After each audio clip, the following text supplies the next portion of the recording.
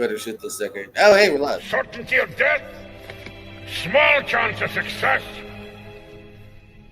What are we waiting for?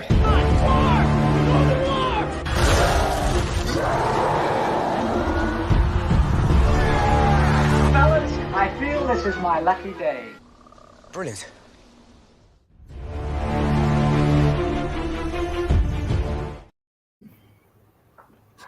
I should totally edit in JPO saying, hi, we're live. Hey, we're live. But welcome Just leave to it another, in. but welcome to another Fucking, we're live. We'll do it live. Welcome to another episode of Rankum. It's going to be a fun one today. We're back to talk about TV shows. This time we're going to the 2000s. And over here we've got JPO. JPO, how's it going? What's up, Malcolm? Yeah, happy to be here. I think I was here for 2010s. Yeah, I love comedies. I love TV shows. This is definitely my wheelhouse. Look forward to seeing what people say, see if there's any fun debates or if we're all going to be on the same page. We'll find out. Somewhere in the background of that couch is Chad. But Hey, everybody! I'm Chad Webb. I don't have any interest in Chad, but Chad, how are you going? Sorry, I'm here and it's going great, and I'm excited to talk about some comedies. Let's go. No, I've got dishes to do. I'll be right back. Also, here we've got Tim Smith. Tim, how's it going? It's going good. As someone who has written TV trivia that knows TV way more than movies, I am probably overly prepared for this. Trying to play some 4D chess when I probably don't need to, but I'm here going for it. Let's do a TV trivia league. I don't do enough TV trivia. I like it. Help me write the thing, and sure, I'll go back. I'm in. I want to play for once. And last but not least, we've got Steve Mason. Steve, how's it going? I'm doing good. I dabble a little bit in movies and I dabble a little bit in television, yes.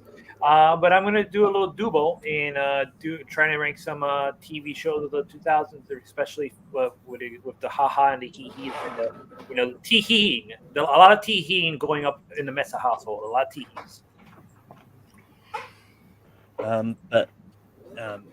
With that, how the show works is we each go around and nominate a TV show we think belongs on the top 12 list, and then everyone will say yes or no to the show.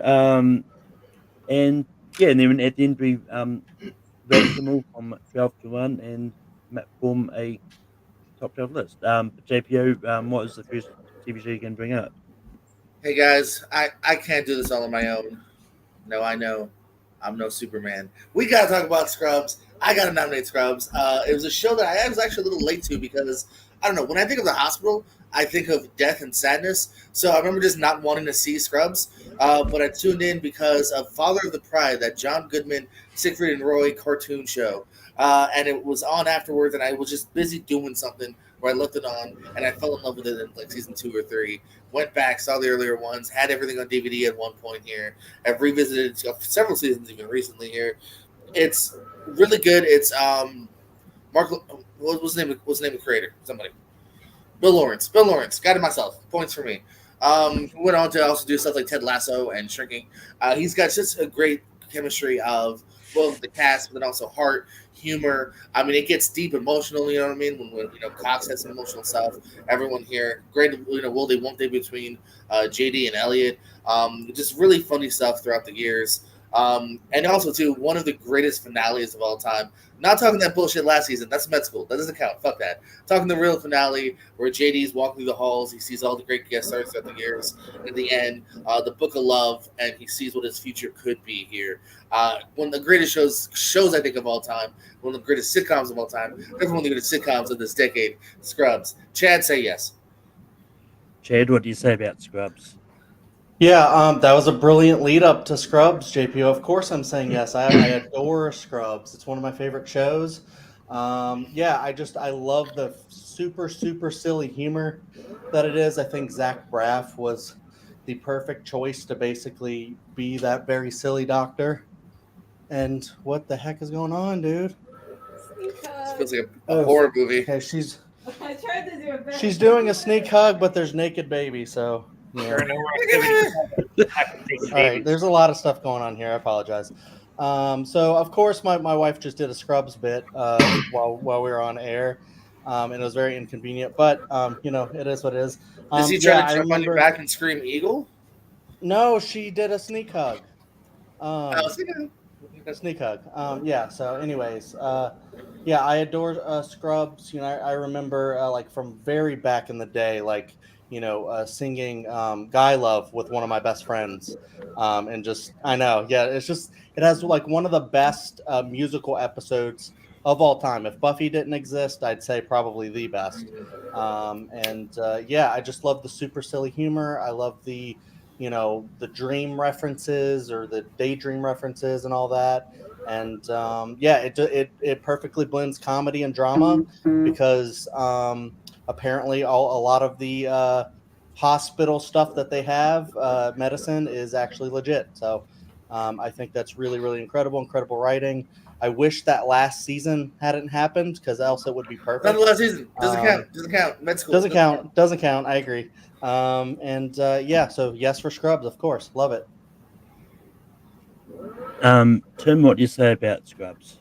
Before I tackle that, to go on Chad's comment there of Buffy musical singing episodes. As a fan of Buffy and Angel, we did not need those. I really wish they What? didn't exist. Can you But boot him real quick? Can you just boot him? Like, sorry, Chad. I just had to do that. I'm But mad at you. anyways, I love how Chad appeared when he was just like, "Hey, what?" I know, and that's That's fine. putting on lipstick and putting on the. That's its own discussion, but I just Buscemi had to style. chat on that. Jordan, you are playing into my 4D chess game because on obvious shows list, I had that on here that someone would mention Scrubs. Now I'm seeing your taste. I'm thinking I'm going to have more of yours. But as writing for TV trivia and going over a lot of shows, this was one show, and I watched the whole series, even the seasons that you wish you didn't exist. I still watch them all, and I can enjoy the comedy, the buddy dynamic with this, just the life of JD and his friends as nurses and later medical residents in their hospitals and everything. So I would put it up there in the top 12 of it. So I would agree that it's up there. I can understand the appeal that a lot of people have for it, a lot of love for it, and I can be okay with putting that on the list. Steve, what do you say about Scrubs? Well, I got a couple of words to say about Scrubs. As far as your pick, it's wrong. You're wrong. I'm just kidding. Of course, Scrubs is going to be put on this list. I just had to. This is a dirty sweep. What? No, yeah. Honestly, I actually have it as my number one pick. So, and it actually see what we're championing for later. it actually introduced me to John C. McGinley's work, and that's how I really got familiar with him. And then I started watching Point Break, Seven, and some of the other, like when I go back to watch older films before Scrubs happened, like, oh, he was in that movie. Oh, he was in this movie. Oh, he's in Identity as a non-existent father, literally. But I definitely, for sure, I actually catch up on my screw up episode today. So that kind of like, if you know if you know, you know. Yeah, and I really enjoy all the guest lineup. Donald Faison and Zach Braff are a match made in some sort of heaven, and they're still doing work today with all that was a Verizon commercial, right? Am I right? Verizon. Yeah. Now let's get that reboot, baby. Check out the podcast. Let's get a reboot. So yes on Scrubs. Yeah, and I've got about 5 words to say about Scrubs. Net everything comes down to Anyone else? You might have to repeat all that because I think you went underwater a little bit. Yeah, a little bit, Malcolm. You did. Yeah, I've got about 5 words to say about Scrubs, and that's everything comes down to poo. When it comes down. Yeah, I love Scrubs. Like this is one of those shows I watched like every episode of, and like I enjoyed all the episodes as well. Like I even didn't mind the final season that people wish didn't exist. But yeah, but it's still going to be for me. Scrubs is going to make the list. I But would have rage quit if it didn't. So. but Chad, what is the next show you're going to bring up? I think the only reason why we dislike that last season is because the ending of the true season was so perfect. But I still like it too. Perfect. It's watchable. It is. That being said, perfect. yeah, I might as well go with the one that's on my shirt. I tried last time and forgot the rules, so I'll do it this time. I'll go with It's Always Sunny in Philadelphia. Yeah, I don't know. I mean, this show's still going on and it's still hilarious and amazing. I love how it's basically like all the actor, or not all the actors, but like the main like three guys or whatever, write for the show, act in the show. They're creatives and they pitched the show and got the show on the air. It's just like made by them like wholly, and I think they're perfect in their execution of the show. I love the idea that it's like Friends but with assholes, people who won't be there for you, kind of a deal. And the addition of Danny DeVito was perfect because he's amazing as Frank. I think that's the best role I've ever seen him in, just because he's able to unleash himself and just go so wild and crazy. And just when he like comes into the bar and he's just like, I'm a cat guy. What are we going to do with this? Kind of a thing. I just love that kind of attitude of a show. And just like, yeah, you can think of like so many bits and stuff. And one of my favorite things too about it is even in today, in the days of like political correctness, and while I won't, shoot that down, I think we should gear towards that as a like progressive society. But still don't want to see comedy taken away in its like purest form, where you can basically joke about anything, kind of like South Park does, and this does as well, where they make fun of anyone and everyone all the time. Nothing is really out of bounds. I mean, shoot, they do blackface like numerous times. They make so many different jokes about so many people. And I think it's okay because it's satire. It's like, they're capturing like the worst people basically. And I just think that it's so funny because of that. When you don't see a lot of that humor all the time. Yeah, I don't know. Somehow it's endearing, these assholes that run a bar. So I love it. I don't think it's going to stop ever being funny. And yeah, some of the best side characters. It's incredible. I'll go It's Always Sunny. Tim, what do you say about It's Always Sunny in Philadelphia? Let's mark another one off the 4D chessboard of obvious shows I figured we brought up. I do agree a lot with Chad there with comedy, because comedy is always it's very open for what comedy is. It's something that shouldn't really, especially with politically correctness, it's hard to really work around that with comedy because of the nature of it. I do agree. I thought it was far better when they brought in Danny DeVito, because I didn't like it beforehand until they brought in Frank, and then I gravitated more, certainly with his character and his dynamic of how he fit in. But yeah, I can see this one in a top 12 list for 2000s comedy. So I would put Sunny in Philadelphia up there. Steve, what do you say about It's Always Sunny in Philadelphia? Definitely, Always Sunny in Philadelphia definitely deserve it. For sure, it has a remarkable chemistry between the cast. Like I said, it is Seinfeld taken to the extreme, then like literally boundaryless. So I'm sure if Seinfeld had a cable television, they'd go all out like they would have if they weren't on NBC. So I would think that it's Seinfeld but on cable. It's more than that. I think the guys who created it are real genius in terms of they really can be habitual line steppers when it comes to taking stuff really far, and they're still continuing to this day. It just seems like it's not going to end.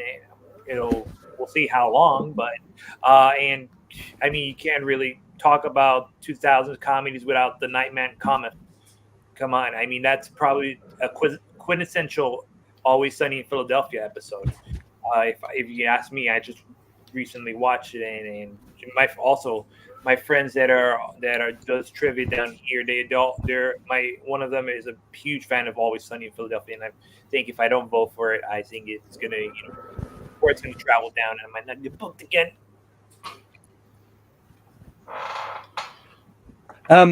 Yeah, this is like I haven't seen every like this is one I've probably seen. I started watching this once. I think I've seen the first season and maybe a bit of the second season. I think I saw a little bit of the introduction of Frank. I've got to go back and actually start like watching this. Because I actually like from what I've seen, I actually do like it, and this might be a hot take, but I think it's actually funnier than Seinfeld. I didn't really enjoy Seinfeld, um, but Chad's giving you the thumbs up for that. I'm giving you the middle. and yeah, it's currently like renewed up to season 18 at the moment. So I mean, like there's definitely no end in sight. I think that I look honestly, if people keep watching this, I think this could end up eventually overtaking The Simpsons if The Simpsons ever stops. um, but but yeah, and I've seen various clips of this too, like a naked Danny DeVito climbing out of a couch for some reason, and but yeah, but based on what I've seen, I will give this a slight yes. JPO, what do you say about It's Always Sunny? No, this is a big yes for me here. Yeah, no, I've seen it pretty much since day one.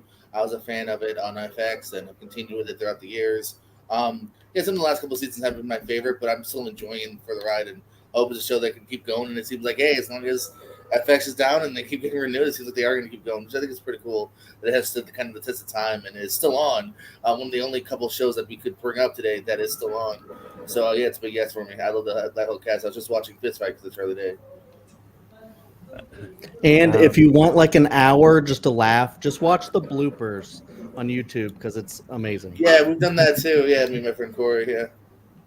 But for that, It's Always Sunny is going to make the list, and Tim, we go to you for your first nomination.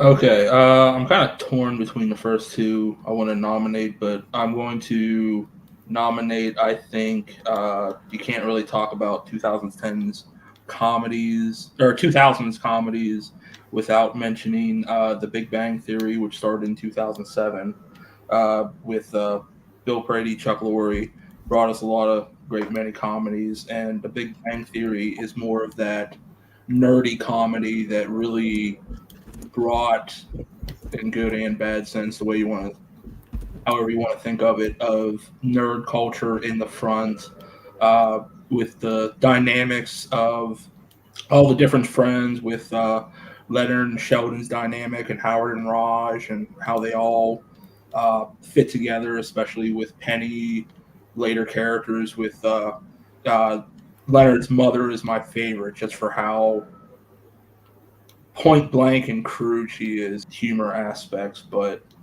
I think really you can't really talk about 2010's comedy without bringing up The Big Bang Theory in a shape or form.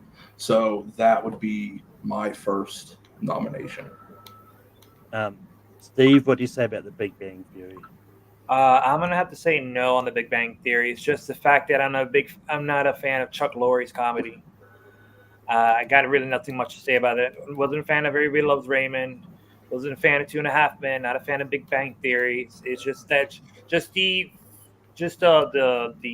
like watching other. I feel like there's other comedies out there that we could nominate that are, in no offense, superior to The Big Bang Theory. Because I feel like the days of going to the studio audience, can laugh, live laugh, whatever it is, just the feeling of just feeling like oh, this kind of feels a little bit artificial sometimes, especially some of Laurie's jokes feel artificial and they don't feel like they come from the heart. That's just my opinion. Never been a big fan of Chuck Lorre, so I'm gonna have to say no. Yeah, as someone who tried to bring up young Sheldon on when we did 2010s, like I love Big Bang Theory. I think it's a lot of fun. And it's one of those ones that I think is just great. And I think like Jim Parsons as Sheldon, I think is just is perfect casting, and it's one of those ones that is seemingly going to be never ending through the various spin-offs and stuff that apparently they keep happening with this. This could easily surpass The Walking Dead in the most amount of spin-offs the show has. Um, Really? but yeah, this Hey, what's the other spin-offs? well, there was Young Sheldon, but there's talk that they're doing a spin-off from Young Sheldon about Georgie and Mandy. Yeah, about them too. What else? Well, no, I was saying it could, as Okay. far as an, No, well, you got to do a lot to catch up to Walking Dead. Holy shit! Sorry. oh yeah, as I said, like at the moment there is two, potentially three, but I think if these shows keep doing, they could end up doing a never-ending chain of spin-off. That's where I was being. I wasn't betting there is any other spin-offs in the movie. I know, I get it. I understand. I think it's a steep hill to climb. But yeah, no, I do get your figure. It'll take a lot to catch up to Walking Dead anyway. But anyway, it's a yes for me for Big Bang. I like it. And yeah, JPO, what do you say about the Big Bang Theory?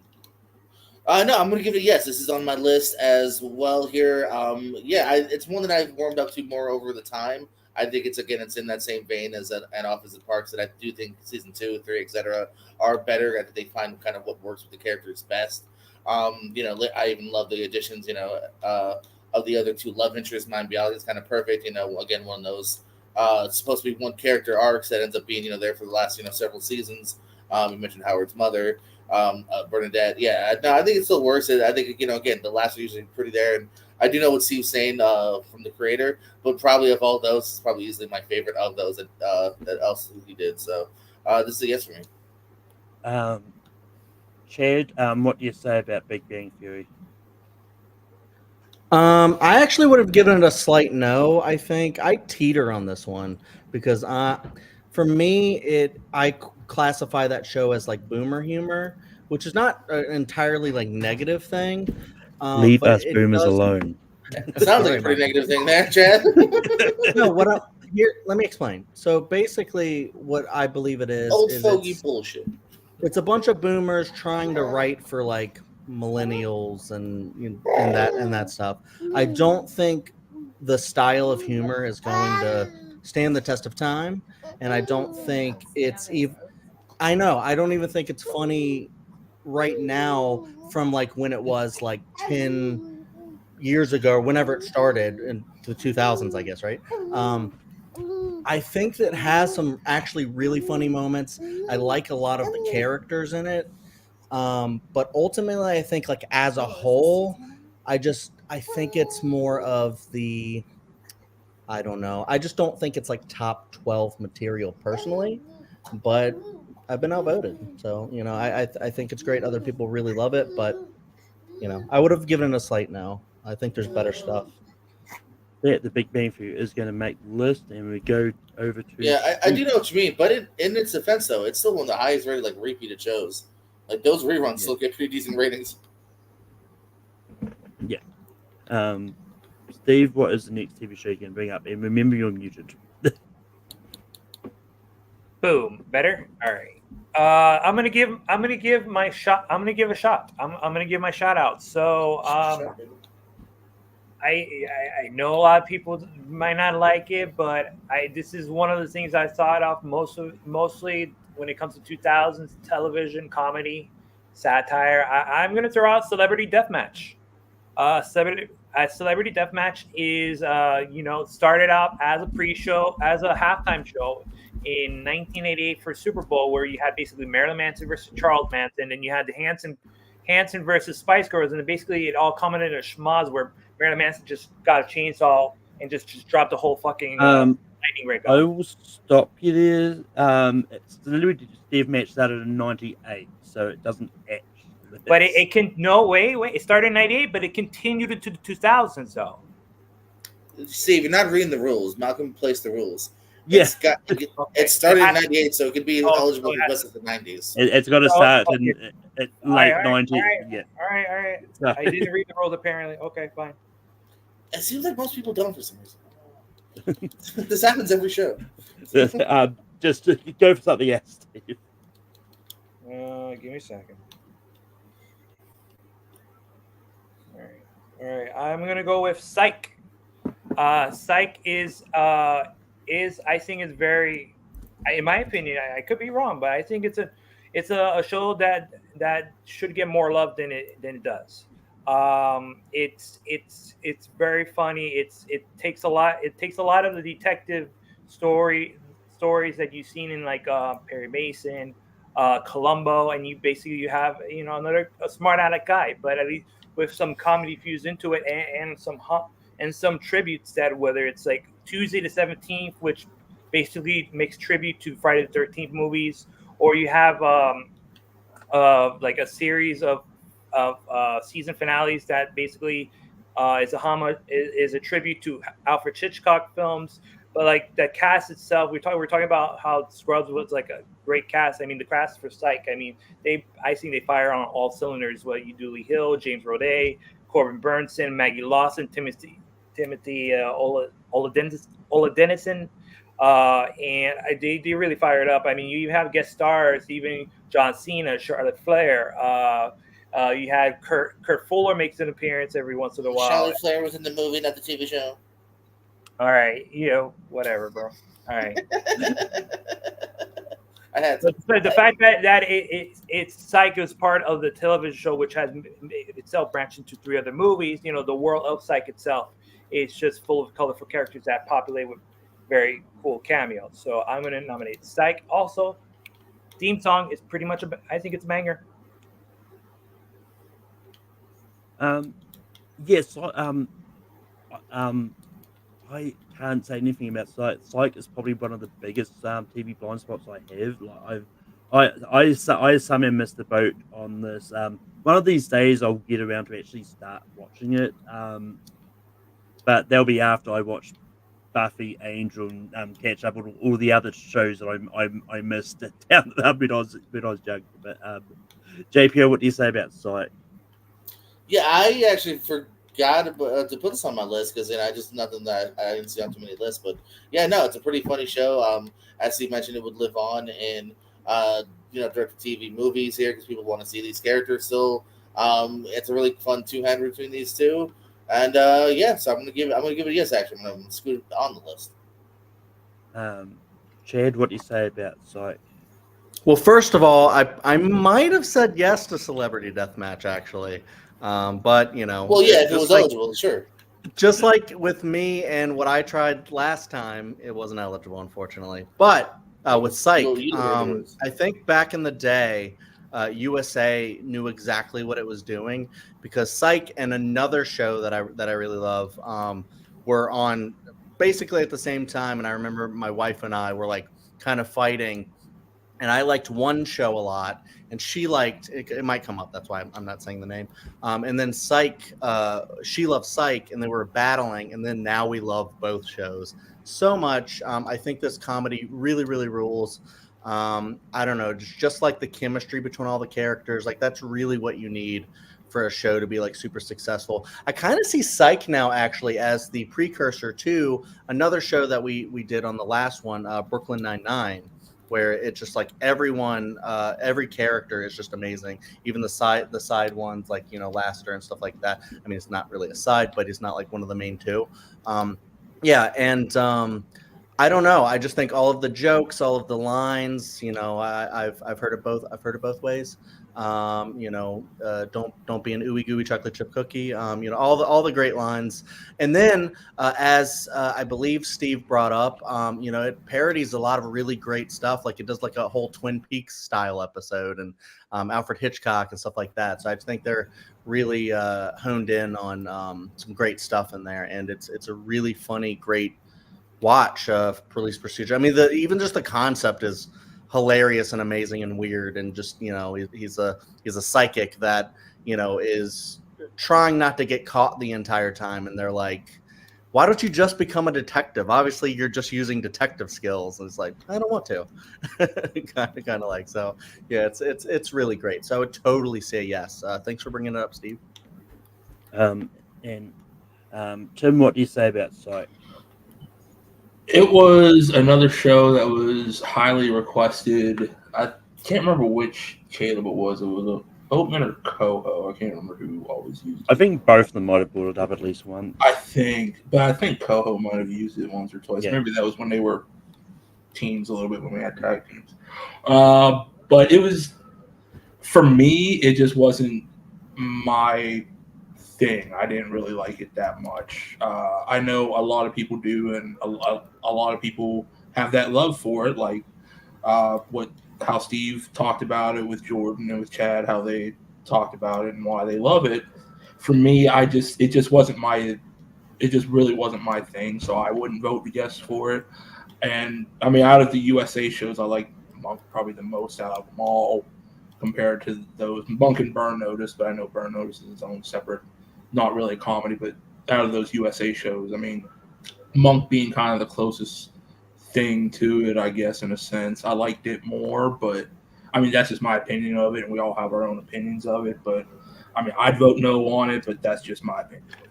That Psych is going to make the list, Mhm. and it's on to me. And I think Tim thinks he knows where I'm going to go with this, but I'm I'm going to go for a show that I actually watched for the first time like a few years ago that I really love. And I'm bringing up The American Office. I Yeah, think I have it on here, so yeah.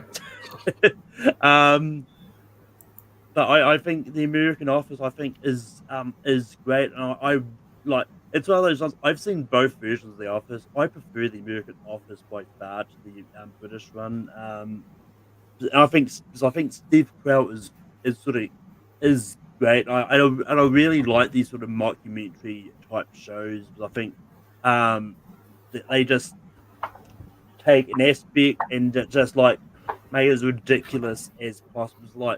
It's one of those ones like 'cause I think I didn't see this when I was younger because I thought a show about people working in an office like that can't be interesting. But after actually watching it now that it's was put on Netflix and that I can see why people really love this. Like you've got people like Randall Park playing Jim. You've got John Krasinski also playing Jim, and it's just a lot of fun. But JBO, what do you say about The Office? I'm sorry, my third poster fell. Let me just put this back up there. I'll put it up later. We're in the middle of a show. I love The Office. It's another one I've been down with pretty much since day one. Again, I kind of said it before. It really grows and knows exactly what it's doing by season 2 and 3 and on. It's just fantastic. It's great stuff here. It diminishes maybe a tiny bit when Carell leaves, but I still have fun here. I mean, they have Farrell, they have James Spader, Idris Elba gets introduced, so it's still even watchable then. And the middle chunk of it is just freaking perfect here. Those are kind of middle seasons I've seen multiple times over and over again here. I even found a couple of Office stickers I have earlier. I'll probably put in my new trivia board. And so yeah, I love The Office. It would have been my next one, so you saved me from saying it myself here in a second. Chad, what do you say about The Office? No, I actually agree 100% with Malcolm. I could never get into the UK Office. I know a lot of people love that one.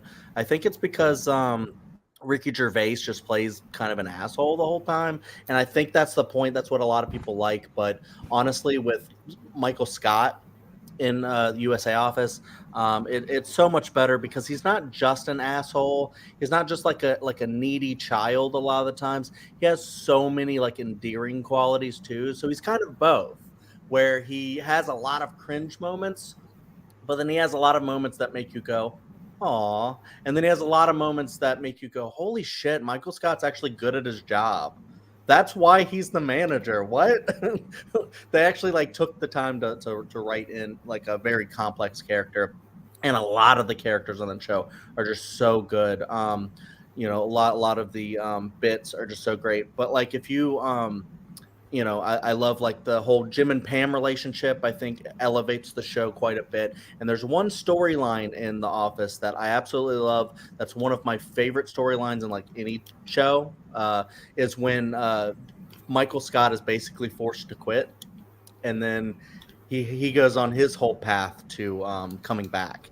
And yeah, I agree with JPO that it does lose a little bit when Michael leaves. I really think they could have just ended it there, and it would have been perfect.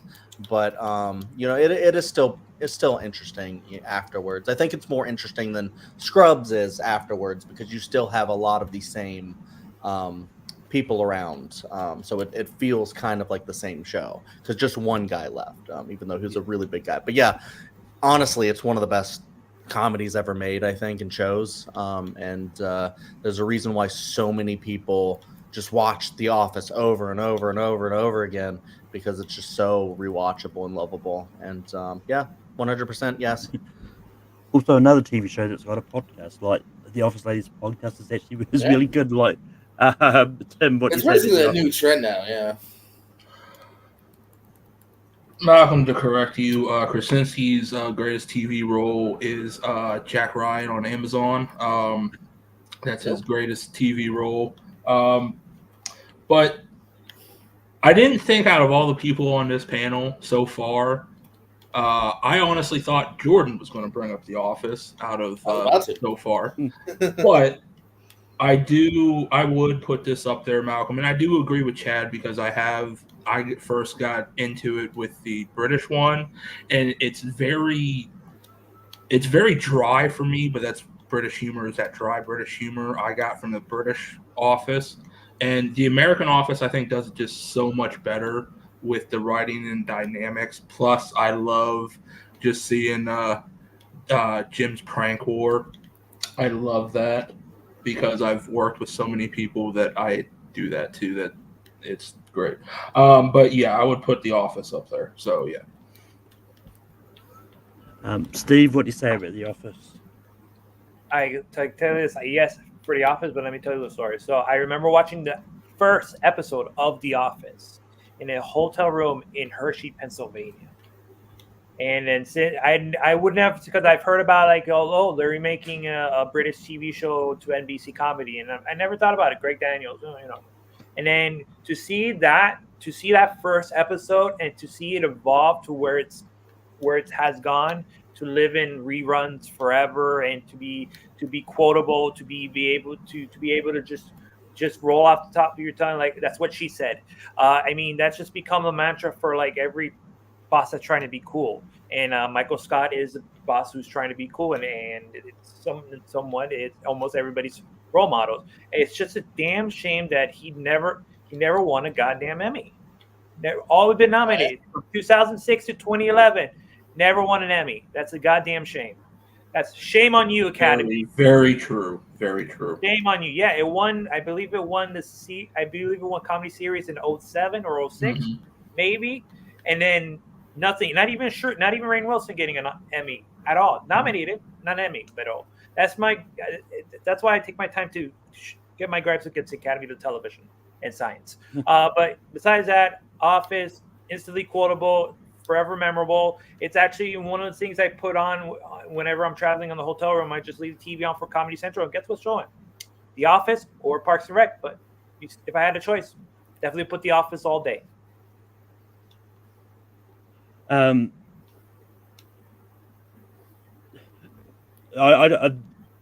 just thought I'd quickly look up, see who Steve Carell lost to.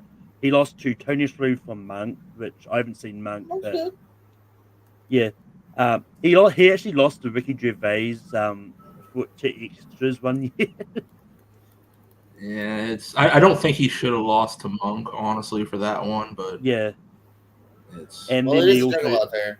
yeah, and then also lost to Alec Baldwin for 30 Rock and Jim Parsons for The Big Bang Theory.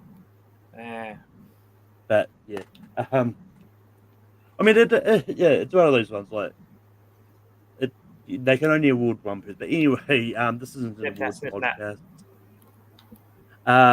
The Office is going to make the list. JPO was the first show you're going to bring out. All right, so I could be wrong, but it's the top of my head on these lists here. I'm going to bring up the only other one that I think you can that is still on till today. I'm bringing up Curb Your Enthusiasm, which is actually airing tonight. It's airing its final season now. Larry David and his escapades throughout Hollywood and such. It's semi unscripted. I think it's always funny. Again, tremendous guest stars here. The humor about it has lasted throughout the years. Another one where HBO is fine with him taking breaks because they're just happy to have him when they can here. Those great seasons, JB Smoove gets introduced again, another character that's kind of meant for obviously this one, a couple episodes, and he has stuck around for the last like 10 years because he's so funny. Kirby Enthusiasm, I think belongs on the list. Chad, what do you say about Curb Your Enthusiasm? I was legitimately like, shit, I'm up very soon. What do I choose? And then I was looking over my list and I was like, I think I got to go Curb next. So yeah, of course I'm going to say yes. Because it's just thinking about it. There's so many other shows that I love on the list, and some I actually kind of love a little bit more. But I think Curb is just one of those that is so, I don't know, like innovative, like super like at the top of its game. Like honestly, I think the show's title is kind of like saying, I know you're expecting Seinfeld, but curb your enthusiasm. This is something different, or this is something lesser. And honestly, I think it's better. I think it's funnier than Seinfeld is. I've watched through a good portion of Seinfeld and sat there and gone, this is so of its time. This is so 90s, and so, which is not bad, but I'm saying like I don't think it like persists as well as people might think because it's so well loved. And who knows, maybe people will talk about it more if you do 90s TV comedy. But I think Curb is a great successor to that show. I love the cringe humor. I mean, I just said yes to The Office, which has a lot of cringe humor, but I think Curb has even more cringe humor and worse cringe humor. But like, if you don't like that, you might not like the show. But if you're fine with it, it's some of the best comedy ever. I love the situations he gets himself in. I love how it's kind of like true to probably his like real life and real self. But like a very fictionalized version of that. I love, all of the people that come into the show. Sometimes will play characters, but sometimes they're playing themselves, like Ben Stiller or somebody, and they're playing like a fictionalized version of themselves, which I think is so brilliant, so funny, and so weird. And some of the like yes. I'd say one of the weirdest ones is Ted Danson and his real life wife are divorced in the show.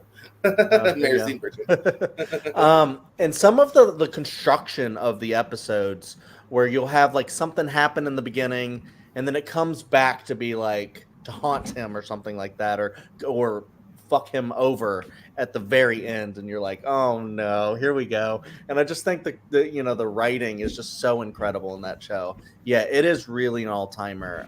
Curb rules. Yes, 100%. Tim, what do you say about Curb Your Enthusiasm? This one I had on the obvious show list, but I took it off because I didn't think anyone was really going to touch on too many of the HBO shows at that time that were set up like this, with Curb Your Enthusiasm, Entourage in the same aspect sphere of it to a point. And of all people, I figured so far I've seen everyone's first few picks out of the way. I figured Steve would be the one to do a surprise with that. Quit trying to predict us. Aha! But I mean, it is a very good pick. I would put it up there. It is a good representation of those HBO comedy shows around that time in the early 2000s to be up there. So I would say yes to Curb Your Enthusiasm. Yeah. I mean, I'll say, like, if you're literally kids, well, there's shows that made that list you probably wouldn't have predicted would have come up. Like things like Nathan For You, Impractical Jokers. Oh, don't worry. For those I have to throw out there, none of you probably know what the fuck I'm talking about. But Steve, what do you say about Curb Your Enthusiasm? It's a for sure yes. I mean, like, again, this was another This was one of the first. It's another show that I watched from its inception, from like literally the first when it started off as a mockumentary, and then it eventually evolved into a television show. Because it was basically started off as a mockumentary based on Larry David doing a stand-up special, and that evolved into Curb Your Enthusiasm. So like again, like The Office, I've seen the Curb Your Enthusiasm go from where it was at the beginning to where it's now, which is just wrapping up its 24th season. Well, 20 something season if you count all that stuff that happened. But I mean, like one of three episodes that stand out the most to me. It's the grand opening where Larry David's on producers and it's basically spoofing the end of producers. It's spoofing with Anne Bancroft and Mel Brooks playing Gene Wilder and Zero Mostel. And then you also got the Seinfeld episode, which is basically the closest we'll ever get to a Seinfeld reunion. With him trying to, Cheryl being part of the show and all this stuff, and Mocha Joe being trying to euthanasia the dogs of Jason Alexander, and Palestinian Chicken. I mean, that ending for Palestinian Chicken is probably one of the best comedy endings for a comedy show. So yes. And I think it's pretty good. Pretty. It's actually only on season 12 because it's taken so many hiatuses. But yeah, it's been around for 20-some years. I mean, out of all the shows that are getting behind the scenes podcasting, I'm surprised Seinfeld hasn't had one yet. Because here's the thing, they're too fucking rich and they don't care. Like, I don't think Jerry's like, let's do a podcast. Yeah. All the ones that have the behind the scene podcasts are kind of like they have some fame and money, but not that much. And I think they're more down earth and in love. Like, if you listen to Jerry, he's a little hop on his own shit. Success got to his head. Yeah. But that being said, Curb Your Enthusiasm does have a behind the scenes podcast that I just found out the other day. It's hosted by Susie Essman and Jeff Garland. Yeah. Well, again, that makes sense. It's hosted by the smaller characters. Yeah. But well, that's how they all are. I mean, the Boy Meets World one is hosted by all the fucking side characters. Not. I mean, it's at least two of the main characters, arguably. I mean, I don't really consider Eric's brother a full main character. Well, no, I was talking about Sean and Topanga. They fully run it. Okay, I figured it was Eric. And, because it's Sean, Topanga, and Eric. So it's okay. So they at least have Sean and Eric. Okay. Yeah, and I mean Sean and Topanga. Yeah. Yeah, and okay. And I mean, and it's one of those ones with the Office ladies. Like, I would argue that Pam is probably the closest to as a main character that you probably get. Yeah, no, I just meant with the Boy Meets World one. I always saw it was always Eric interviewing someone else. All right, Chad, what are you on for? Oh, I thought you guys were doing a whole other thing. Sorry. They were. But anyway, back to this. I think Curb Your Enthusiasm is great. Like, this was on my list to bring up at some stage as well. And yeah, it's a yes for me. JPO, what to say about Curb Your Enthusiasm? That was my pick, so I'm going to still agree that I had a good pick. It is good because it made the list. Ted, what is your next pick? I should have said no. It's actually pretty hard because I have a few that I think really, really need to be on, and I'm hoping some people bring up some of the other ones. And then there's one that I think is really great with its comedy, but I know it also leans into drama a little bit. So maybe I'll try for that later. But now I'm going to go with, I don't know, I think it's kind of underrated. So we'll see what people think here. I don't know, but I'm going to go with a show that I have seen a few times, like all the way through, and I just really love. Malcolm in the Middle. I was hoping Malcolm would maybe look up when I said that, but he didn't. It is what it is. I think Malcolm in the Middle actually rules. One of my favorite shows of all time is Breaking Bad. If we ever get to TV dramas, I'll talk about that a lot. But seeing Bryan Cranston and Malcolm in the Middle beforehand, it was really really great. And then seeing that distinction, he's so funny in Malcolm in the Middle that I'm like, this guy has like such incredible range because it's not just him that's funny, but the whole family's funny. They all have their little quirks. It's kind of like It's Always Sunny. It's just not as brash and in your face with like political correctness as that show is, but it's still like an asshole family that's like doing everything that a normal family wouldn't. And so they're like the biggest like dysfunctional family. It's like that family, like the holy shit, can they leave please? Can they get off the block? I think because of that, it's so funny. I love like all of the like opening for like a sitcom.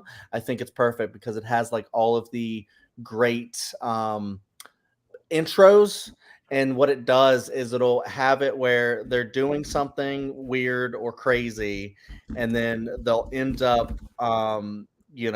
shocking you basically, like holy shit they just did that. And then it'll do that like cut to black, like whoa, okay. And I love that kind of technique of comedy. And yeah, it always really gets me laughing. I love all the characters. I think it's such an, even though they're like the worst family in the world, they let you into their world, and I think that because of that they kind of become endearing in a weird way. And so yeah, I absolutely love Malcolm in the Middle, and I hope you guys do too. Let's find out. Tim, what do you say about Malcolm in the Middle? Oh yeah, you had to go to me first. Thanks, Malcolm. Let me mark that off as another on the obvious show list here. But for me, growing up with it, I found it okay. It wasn't as memorable for me in that aspect because I think like what Chad was talking about really does sum it up. It's that it is that family that you're like, get the hell out of our neighborhood. It's like that horrible, horrible family. But I think there were other shows that did it far better beforehand. I think Married with Children did it far better with the family dynamic beforehand. In my opinion of it. But I mean, it just wasn't one of my favorites or really too much on a list for me. So I wouldn't put it on there. But that's just my opinion. But I have a feeling it'll probably be on the list. Steve, what do you say about Malcolm in the Middle? Chad is hitting all of my TV jams because yes, Malcolm in the Middle definitely needs to be on that. I mean, it's the fact that it's an ensemble piece too. So it's not just obviously Malcolm is the main mostly somewhat the main character, and his namesake is in the title, but it's an ensemble piece following Bryan Cranston, Jane Kasmerick. You're following his brother, his Dewey. You're following the brother that we shan't talk about, who's in military camp. We don't talk about no more. And Frankie Muniz now, who's a NASCAR driver. Fucking Malcolm in the Middle being a NASCAR driver. Who would have that? Did the older brother do something? Wait, Frankie Muniz is a NASCAR driver now? Sir. Yes, sir. He was. I don't think he's currently. He is currently a NASCAR driver. Okay. Well, actors can do anything nowadays. And just the song itself by They Might Be Giants. It's also one of the probably the best themes in 2000 TV themes, along with Psych.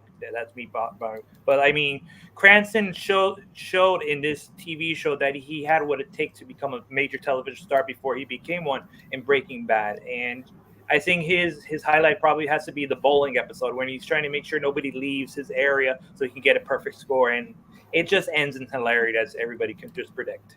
But yes, Malcolm in the Middle definitely deserves to be on this list. Yeah, I mean, his NASCAR thing is part time, but he does drive for NASCAR. I've actually never seen like Malcolm in the Middle from start to finish. Like, I've seen one or two episodes here and there. And from those episodes, I think it's fine. But it wasn't enough for me to go back and watch it from the start. I'll probably give it a shot at some stage, but just based on what I've seen, I'm going to give it a no. JPO, what do you say about Malcolm in the Middle? Oh no, it's all on my shoulders. I gotta be a bad guy and give it a slight no. I do enjoy it. It's one I've seen majority of. I have it at 16. I have 12 higher. I have 15 higher. So it's kind of on the cusp. It's an honorable mention for me. But with that, we George go Pitt. to Tim for the next nomination. Tim, what are you going Shows to I like better. Now I'm just going to start throwing out ones that are from, I guess, my sense of humor with 2000s comedies. But this is one Family and Friends got me on prior to go back and actually watch it and look to it.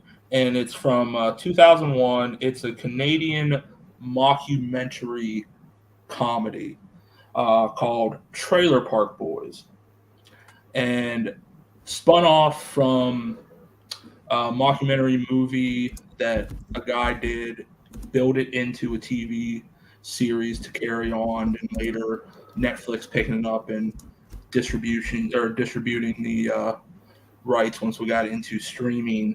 But you want to talk about just horrible people, that why you would make a mockumentary or even documentary about these guys is just outstanding in the sense of why. But the comedy with Trailer Park Boys and the different characters and their aspects, with Bubbles, with Julian, with Ricky, even with the other side characters, you could say, with Leahy and Randy. I mean, just everybody. This to me is funny comedy, great comedy, and I just love the shooting of a mockumentary type style with this, and it being a Canadian show. I think it's great and should be mentioned in a top 12 list of comedies of the 2000s. Steve, what do you say about the Trailer Park Boys? I'm gonna have to say I have not seen one single iota episode of Trailer Park Boys, so I'm gonna have to pass on that. I've seen some episodes here and there. It's one that I've been meaning to maybe go check out from the start. But that being said, I was just sort of looking up some stuff about it, and they actually had some sort of big cameos pop up throughout the series too. Like Snoop Dogg appeared in a few episodes. Tom Arnold was in one later on. Yeah, lead singer of Skid Row, Sebastian Beck was there. Jimmy Kimmel was there once as well. But yeah, I just haven't seen it, so I can't say yes to it. JPO, what do you say about Trailer Park Boys? I'm kind of in the same vein. I've seen some scattered things. I've seen like weird scattered things too. Like I've seen the first movie, a couple of the cartoon episodes because I think Edge was on it. But I haven't seen enough of it. I kind of like what I saw, but didn't absolutely love to where I kept binging it. So it's a no, just more or less based on that. Chad, what do you say about Trailer Park Boys? Yeah, I've seen other people like Tim who actually really love that show, and I like mockumentaries, but I haven't seen it, and the stuff that I have seen from it, like the trailers, and when I've thought about maybe starting it, haven't really seemed my style. That being said, they're just trailers. I could watch it and really get into it. Who knows? But yeah, it might be just really underrated. I don't know. I haven't seen it, so I have to abstain. Yeah, I think it's really just like that style of comedy, whether you would like it or not. It's just one of those. It's like Malcolm in the Middle. You love it. Yeah, Or I mean, it's think it's and fine. everyone has their different tastes. It's one I threw out there just to test the waters. But Steve, what is the next show you're going to bring up?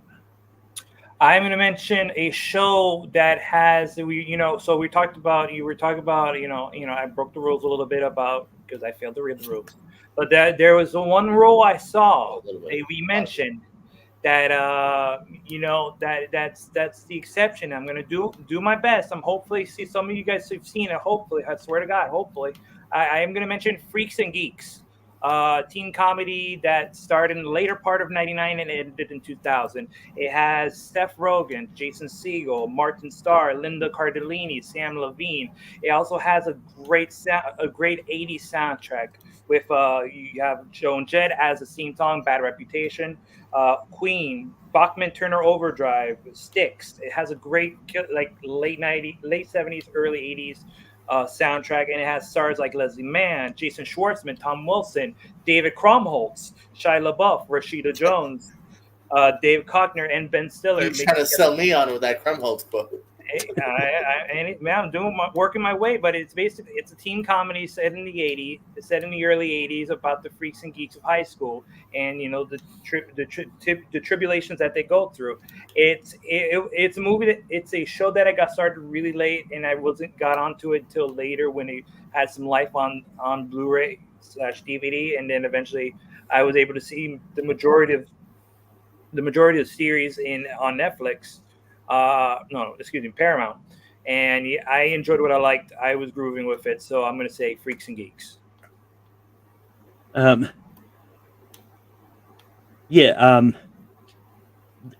This is one of those shows that I'm kind of surprised due to how popular it was, especially with like the whole like cult following it seems to have as well. Like they haven't tried to capitalize on that cult following and try to do a reboot. Try to reboot it. What? Everyone's like 40 now. Like, doesn't make any sense.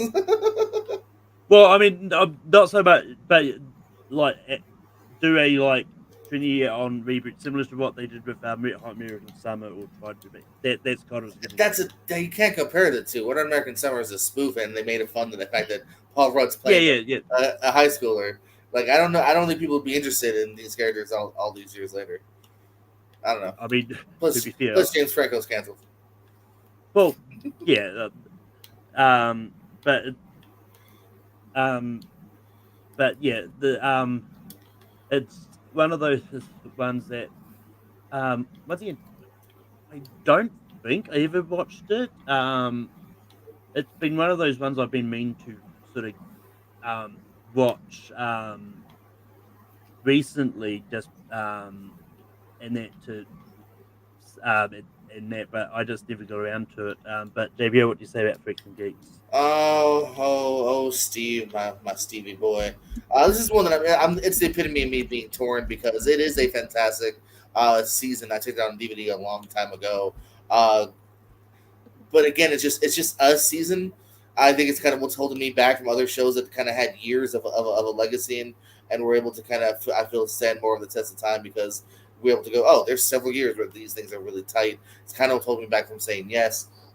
So if we ever do, and this is a legit suggestion, if we ever do like a best TV shows that only had 2 or 3 seasons, this is a top 5er. But for this one, it's a slight no for me, just because again, there's other things that I think kind of have a longer legacy. Chad, what do you say about Freaks and Geeks?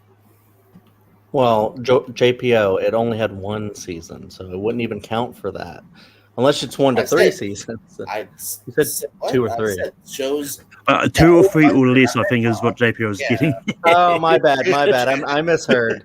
Get off my DJ. I'm the idiot. Well, no, I might not have been specific enough, but I just meant like 3 or less. I'm just saying. No, I got you. I was just trying to be I was trying to be an idiot, and it turns out I actually was a bigger idiot. I actually agree. I don't think they should bring this back for anything. Honestly, I'm kind of with Steve. I think this is like a perfect little show. It's like one of my favorite shows, I think, of all time. And it did it with 1 season, like 18 episodes. I think it perfectly captures like that time in high school. And, if you're like a weirdo or, any type of like non-conforming to like what you're supposed to be or whatever in high school, and you're a nerd and or a freak or whatever, this shows that anybody can be cool, anybody can be can relate to each other. And I like how they have like all the different kinds of characters relating to each other in some way.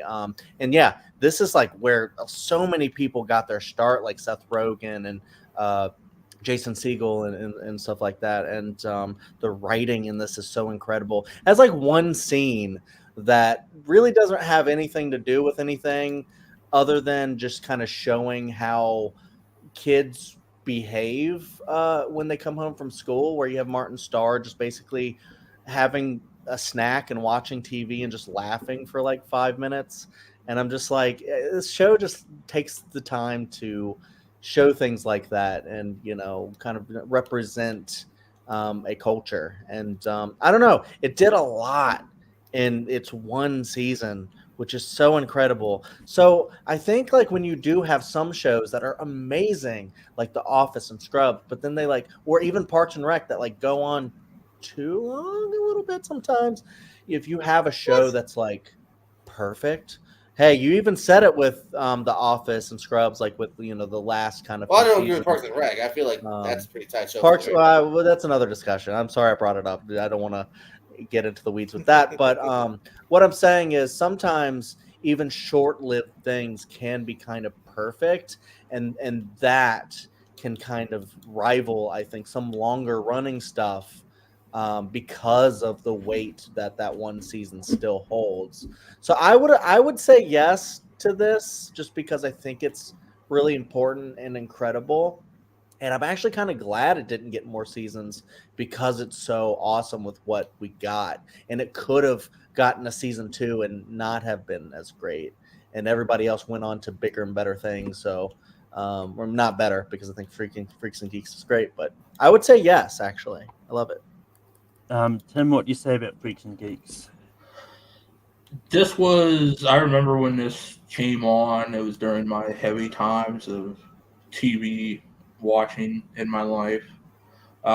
It just wasn't my type of thing that I gravitated towards. Like I watched it to see what it was about, but it just wasn't my type of thing. I know a lot of people love it, and with Chad's opinion of it and Steve talking about they loved it. That's why Steve brought it up. But it was just never my type of thing for it. That's why I was like, I watched it to check it out, see what it was about. But it was like, it's just not for me. And I just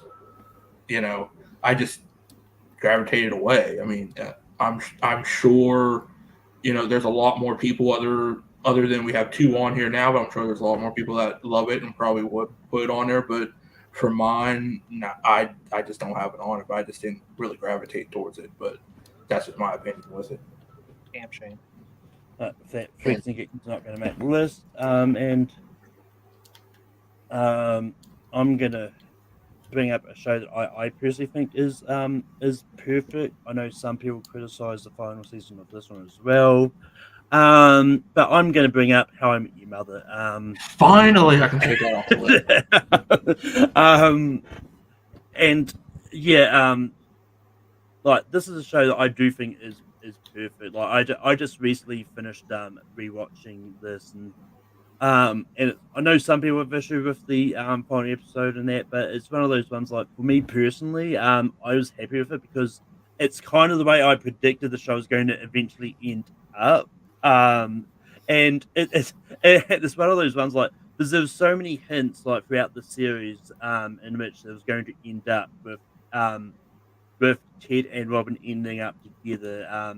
Whether it's them making their pact about if we're both 40 and we're both still single, we'll get together and stuff like that. And so yeah, I think it's a perfect show. I think it's great, and it's one of those. It's another one of those ones that is endlessly quotable, from like legendary to suit up to pretty much anything Barney says, to be honest. Um, but yeah, this is one of those ones I'm always going to go back to. And even if it gets deleted from streaming services, I've still got it on physical media, so I can still keep watching it. JPO, what do you say about How I Met Your Mother? Oh, I'm so glad I'm after you, so I can say my piece about this show now. Listen, it's a pretty good show. I don't find it as repeatable. I think once you've kind of seen it once, I think it's fine. But I think the memories last better than the actual reruns. And I'm sorry, they fucking balked that ending big time, man. They tried to say from season one, oh, it's not her, even though everyone kind of figured it would be, and they introduced this character just to kill her off. You waste the entire last season of the wedding of Barney and the other girl and Robin just to kind of backtrack on that. They really flubbed the ending hard here. So it's a no for me. Chad, what do you say about How I Met Your Mother? Honestly, like I definitely see where people are coming from about the last season and the ending, in particular. And I don't disagree, but I also don't like really super care all that much. Like it didn't really like hurt my feelings or anything like that. Like I don't think it was great, but I don't think it was like the worst thing I've ever seen either. I still think it was like funny throughout. So I'd say yes to How I Met Your Mother, but honestly, I think it's a lot of nostalgia for this one because it was a very seminal show for me, like growing up, and my relationship with my wife just watching it. It's kind of like Psych in that way. So I just have a lot of fond memories watching this show, and it being kind of like the successor to Friends, kind of like how Curb was the successor to Seinfeld, and I don't know. I don't know if it's like better than Friends or anything like that, but I do think it rivals it. I love all of the characters. I think Barney is just so hilarious. And I think a lot of people don't like Ted Mosby nowadays, but I still like all the characters. I love Jason Segel in the show. Yeah, and it was great up until the last season. I agree.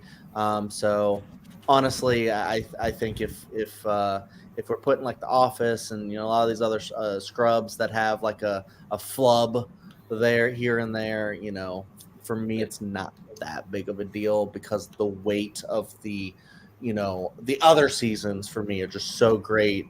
Just having like fond memories of like Slap Bet and just really like long running recurring gags like that I just fell in love with, just like the characters. So yeah, How I Met Your Mother I think rules. Tim, what do you say about How I Met Your Mother?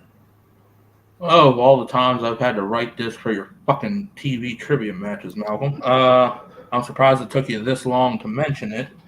And I will agree with Chad. The greatest character in that is Barney, especially the singing about Ted's sister every holiday of a new Christmas theme of wanting to bang his sister. I laughed hysterically at that, and of course, like the slap bet. And of course, Willow from Buffy. It's great to see her get some work. I think she was better in Buffy than this, but that's just my opinion. Better writing. Yeah. But for me, Totally. because I think Barney is really the best out of that show to me. I find Ted wishy washy. I could freaking care less half the time. I love that Bob Saget was the future voice. I always love Bob Saget out there. Even that's pretty silly though. He's a grown ass man. Why is it I different know, from I man his know. voice? But He's not a kid in season one. But I mean, for me, it doesn't compared to like what we've had so far with The Office, with Scrubs, with Sunny in Philadelphia. I think they have more of an impact on the list than How I Met Your Mother. So I wouldn't nominate it, but I do. Don't get me wrong. I love Barney and I love every damn bit he's in there with. I mean, Barney to me makes that show, but one character. I need more than one character to make it for me. Steve, it comes down to you. What do you say about How I Met Your Mother? Oh no, this important vote is coming down to me. What shall I do? Well, how you feel? I'm gonna have to say no, brother. I'm gonna have to pass on that. Yeah, How I Met Your Mother wasn't really. Again, it's like Big Bang Theory. It's like that studio audience type of deal. Just because you have a legend, wait for it, dairy character, and doesn't mean it'll make up for all the some of the flat jokes that have fallen. Some of the jokes that have fallen flat for myself. So again, I was an enthusiastic person waiting on CBS at 9 o'clock, waiting for it to tune into How I Met Your Mother and how they're gonna explain for this long digesting storyline about that. So yeah, I'm gonna have to pass. So yeah, no. But anyway, JP, what is the next TV show you're going to bring up? Oh shit! Yeah, let's go for Arrested Development, the show that so good that some of these people weren't turning in those first few years, but it kept going on just based on how good the writing was. So it kept being renewed because it was a big, at least nomination awards favorite here. Again, I feel like it was just something different. It's funny. I know I kind of went against it with Big Bang Theory, but like in a time where it was like a lot of laugh track stuff, I feel like Arrested Development was one of the first like real multicam. They would curse even though they would censor it obviously except for the DVD. But even that kind of felt like different. Like a lot of shows just wouldn't ever do that. The characters here are fantastic. Jason Bateman basically has the straight man here with his wacky family, Job, Jeffrey Tambor, everybody. Tony Hale's fantastic. Is obviously the thing that put him on the map.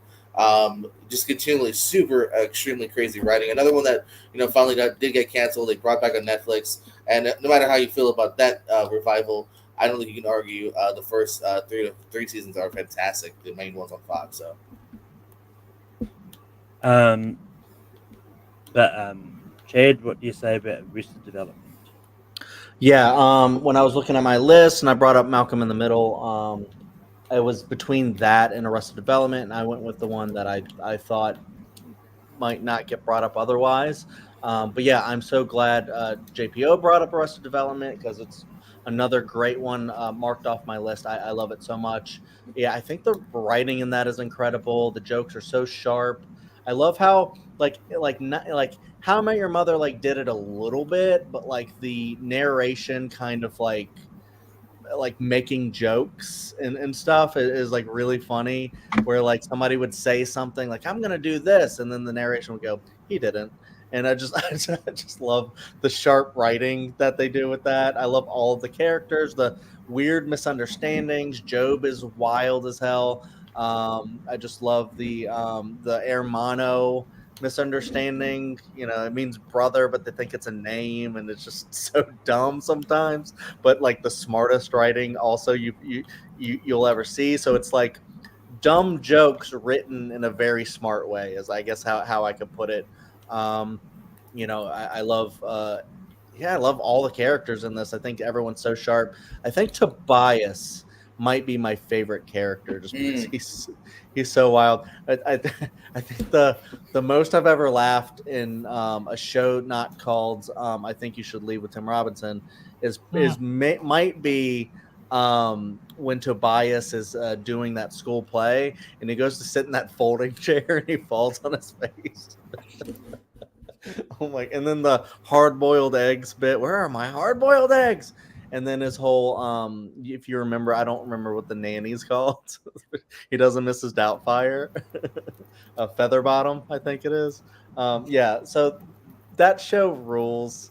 It's not a very long show either, but it's just and yeah, I think the Netflix thing was okay. I kind of wish they wouldn't have done it because then it would have just been a really great, like I think 3 or 4 seasons show, which is a kind of a perfect amount of seasons for a great show. So yeah, it's so great. Yes, 100%. I think if I remember rightly, Tim, this is another TV show that came up quite a bit in the TV league. But Tim, what do you say about Arrested Development? Not really that much. It was a few times. And I've always been torn on this because I remember when it first originally aired, and I liked the show, the characters, especially Jeffrey Tambor. I always loved Jeffrey Tambor, and here's why I'm torn on it. I liked the original run, and I didn't know until later on that Netflix picked it up and continued it on, and I watched it, and I'm just like, why did you do that, Netflix? Why? I don't know if it was just a changing over time of what have you. So I went back and watched the original, and I still liked it. But the Netflix, it was just like I don't know. It just didn't feel right for me compared to the original run we had. That's why I'm kind of on the fence with it. If it was just the original run, yeah, I'd put it up in there. But with the Netflix stuff, I don't know. I mean, that's why I'm kind of like on that middle of it. But just for the original run, I'd put it up there, probably just in the bottom part of the list. But I would put it up there with just the original run and just I subscribe to the theory. The Netflix doesn't really fit into my canon of it, so I just stick with the original TV run. But I'd put it up there just below on my list. But Steve, what do you say about Arrested Development? I give a hell yes to Arrested Development. I mean, you take out of context. I blew myself. Any way you want out of everyday conversation, it's always going to be awkward. It's just it's something that I watched that I wasn't expecting to really enjoy until as like to the season started progressing and getting more funnier and funnier. I mean, you even have freaking Carl Weathers, rest in peace, as Tobias's acting coach. So many guest stars. Even I mean, it's just so many, and just the way that they ended that run, I think was perfect. And I understand where Tim was, and it's like if Netflix didn't just picked up and continue, if it would have been a perfect show. But I still think it's a pretty good show. Now are the first three seasons more memorable than the last two seasons? Yes, of course, because it's somewhat iconic and it was original for what it was at its time. So I'm definitely going to say yes, hell yes, and let's go.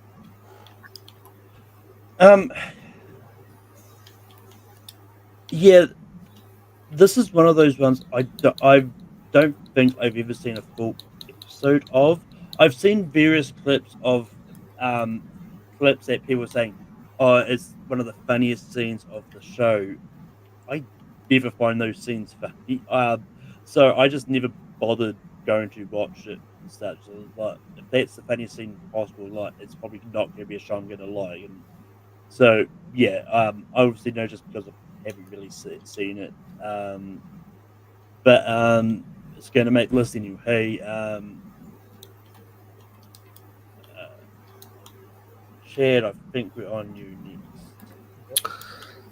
Yeah, and I'm torn between like three of these things. So I'm very Natalie and Bruglia here. Because I'm torn. But yeah, I this one might actually be voted down because I can see the take that it's shit. I probably should actually like. Is that really loud behind me? I Oh, think baby, I you're should. good. Okay. I think I should go with this, even though I think people could wonder if it's like half and half drama versus comedy. But I honestly, I really think the comedy is really, really great in this, even if it's not like a full 100% comedy. So I'll shoot my shot again and see if it works. A lot of stuff is getting great stuff is getting on the list despite me, anyways. So let's see if I can get this one on the list. We have talked about it already, and I'll try for Monk actually, because Monk it's basically Psych.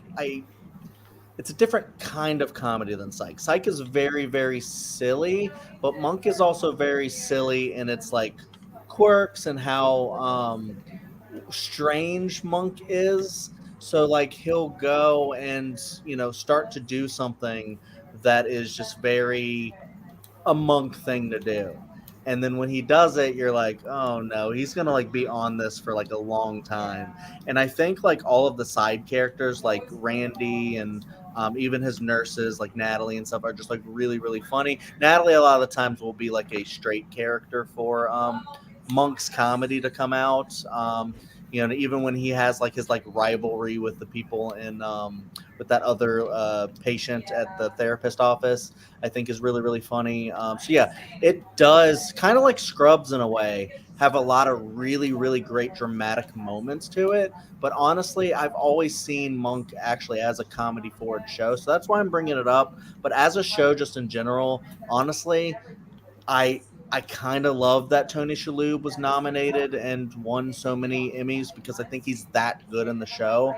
They actually came out with a movie recently, and seeing that movie come out and actually kind of really, really enjoying the movie, it made me want to rewatch that show. Want more Monk if they wanted to bring it back. I was like, I'd be down if they brought back that show because I think it's so endearing.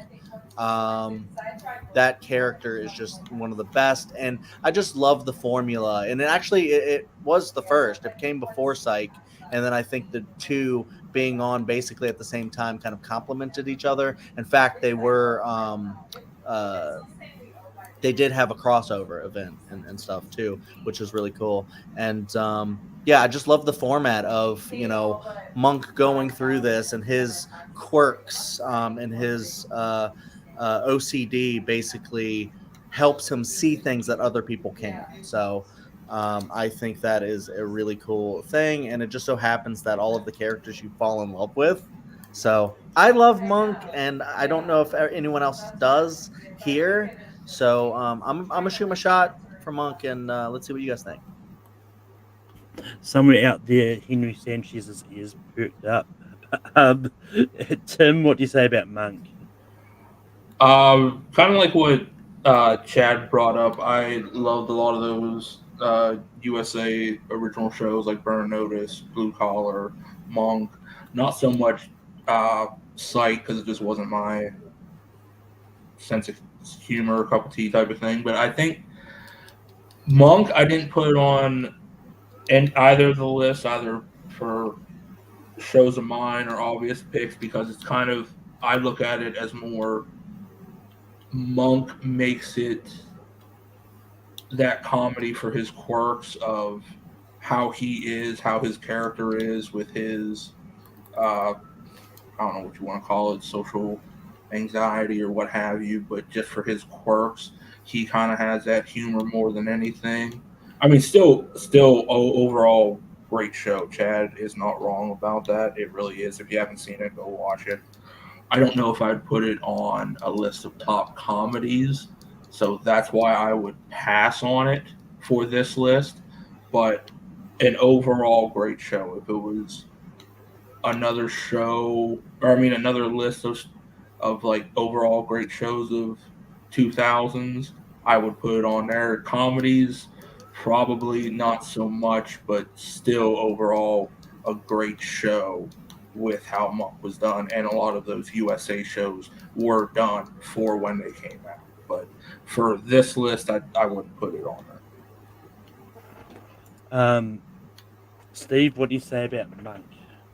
I'm gonna say yes to Monk.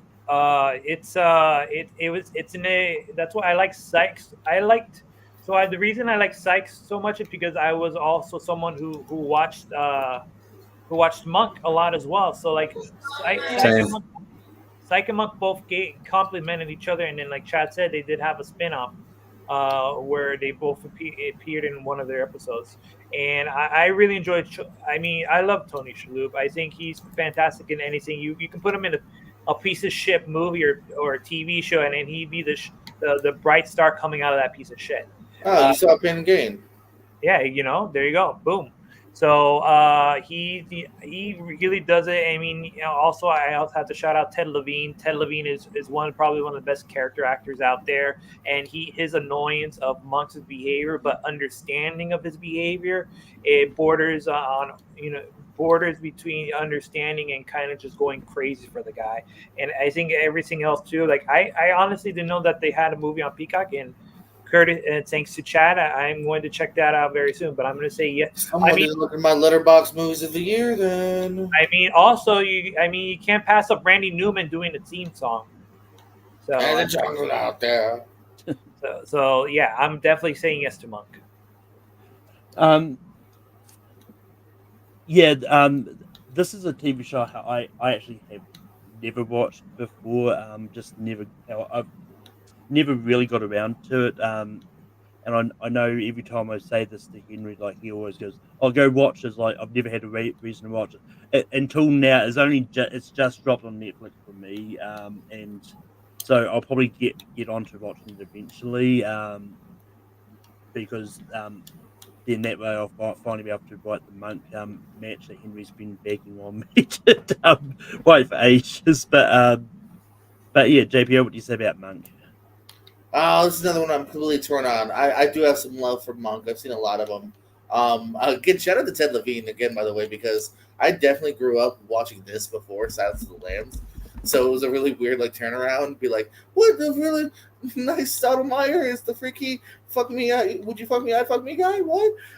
So that's a weird turnaround. But I again kind of like similar ish to like Tim. I just think there's like kind of like funnier shows, ones that I go to more for like straight comedies of the decade. It's also not one maybe because of the hour length that I also like revisit a lot or can binge. I kind of if I see one or two, I kind of need a break on like these other ones that I can kind of binge nonstop. So it's a slight no for me. That Monk's not going to make the list. But Tim, what is the next show you're going to bring up? This is another one I'm going to throw out there. This is one I quite enjoyed. It was a dark comedy series on Showtime back in 2005 about a single mother that, to support her kids, decides to start going into the weed business, the marijuana business, the special herb business, so to speak. And this is Weeds with Mary Louise Parker.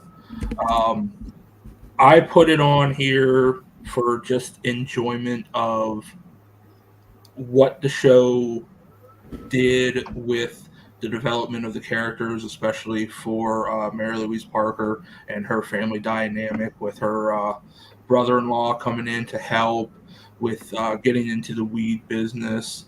Celia is one of my favorite characters on there, but this is one I'm going to put out there just to see how it goes, because it's not a comedy that, or a show probably, that really not everyone's going to like or have watched, but I'm going to put it out there to see how it goes with that. But I'm putting in for Weeds.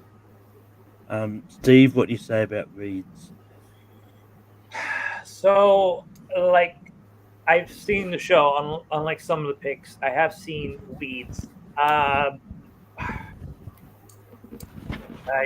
don't know what to make heads or tails of it, because I've only seen it briefly when it was during its run and when it was like coming out of its DVD's phase. Mhm. And honestly, all I remember is just her selling weed and the family getting together to sell weed, and then they're getting in trouble and they have to go to Mexico, and that's pretty much about it. So I'm going. The first review ever. I mean, there you go. If you want it, there's your review there. But I'm gonna have to have it. I'm not. It's not a flat no. I'm gonna I'll say a slight no, because that it's just a show. It's some of the episodes don't really stand out to me as some ones that might be brought up later. So I'm gonna say a slight no, though. I'm gonna That's say fair. That's fair. no. So I'm gonna say slight no.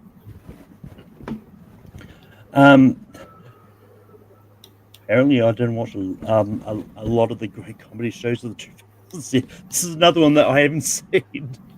JP, what do you say about Weeds? No, this was a big yes for me. This legitimately would have been my next pick, actually. This is a show that I fell for pretty hard. Yeah, you could say it's a bit of a dramedy as well, because obviously there is stakes here. People die, characters that you kind of don't want to see die, maybe. But it really is super funny as well. Like, the laughs are definitely there here. Again, a standout is Kevin Nealon from SNL, is a character that, again, probably realistically shouldn't have hung around, but because he was so funny, they always found reasons for his character to always be there. Also, the brother's really funny too. Jeffrey Dean Morgan, by the way, is the dead husband, who also is the dead husband in Supernatural, and is the dead husband of Batman in Snyderverse. He's the dead husband a lot. I think he's the dead husband in Grey's Anatomy. Anywho, I'm done with my Jeffrey Dean Morgan being a dead husband, right? Yeah, the laughs are really there, and this was also such a fantastic show too. About the finales, always made you go, "Holy shit! I need to tune in next year." You know what I mean? Which looked out if you were late to the party, because then DVD of the next season. But once you caught up, you're like, shit, I'm caught up. Because they had great cliffhangers. They really did. Such good cliffhangers. This is a show that really kept you hooked, and it did. I mean, unfortunately, I do say highly recommend Steve to rewatch it because it did continually evolve here, from its cast to its story to like the men she dates to everything. What's his name? Like Damien Bashir is fantastic. Yeah, it's a really good show.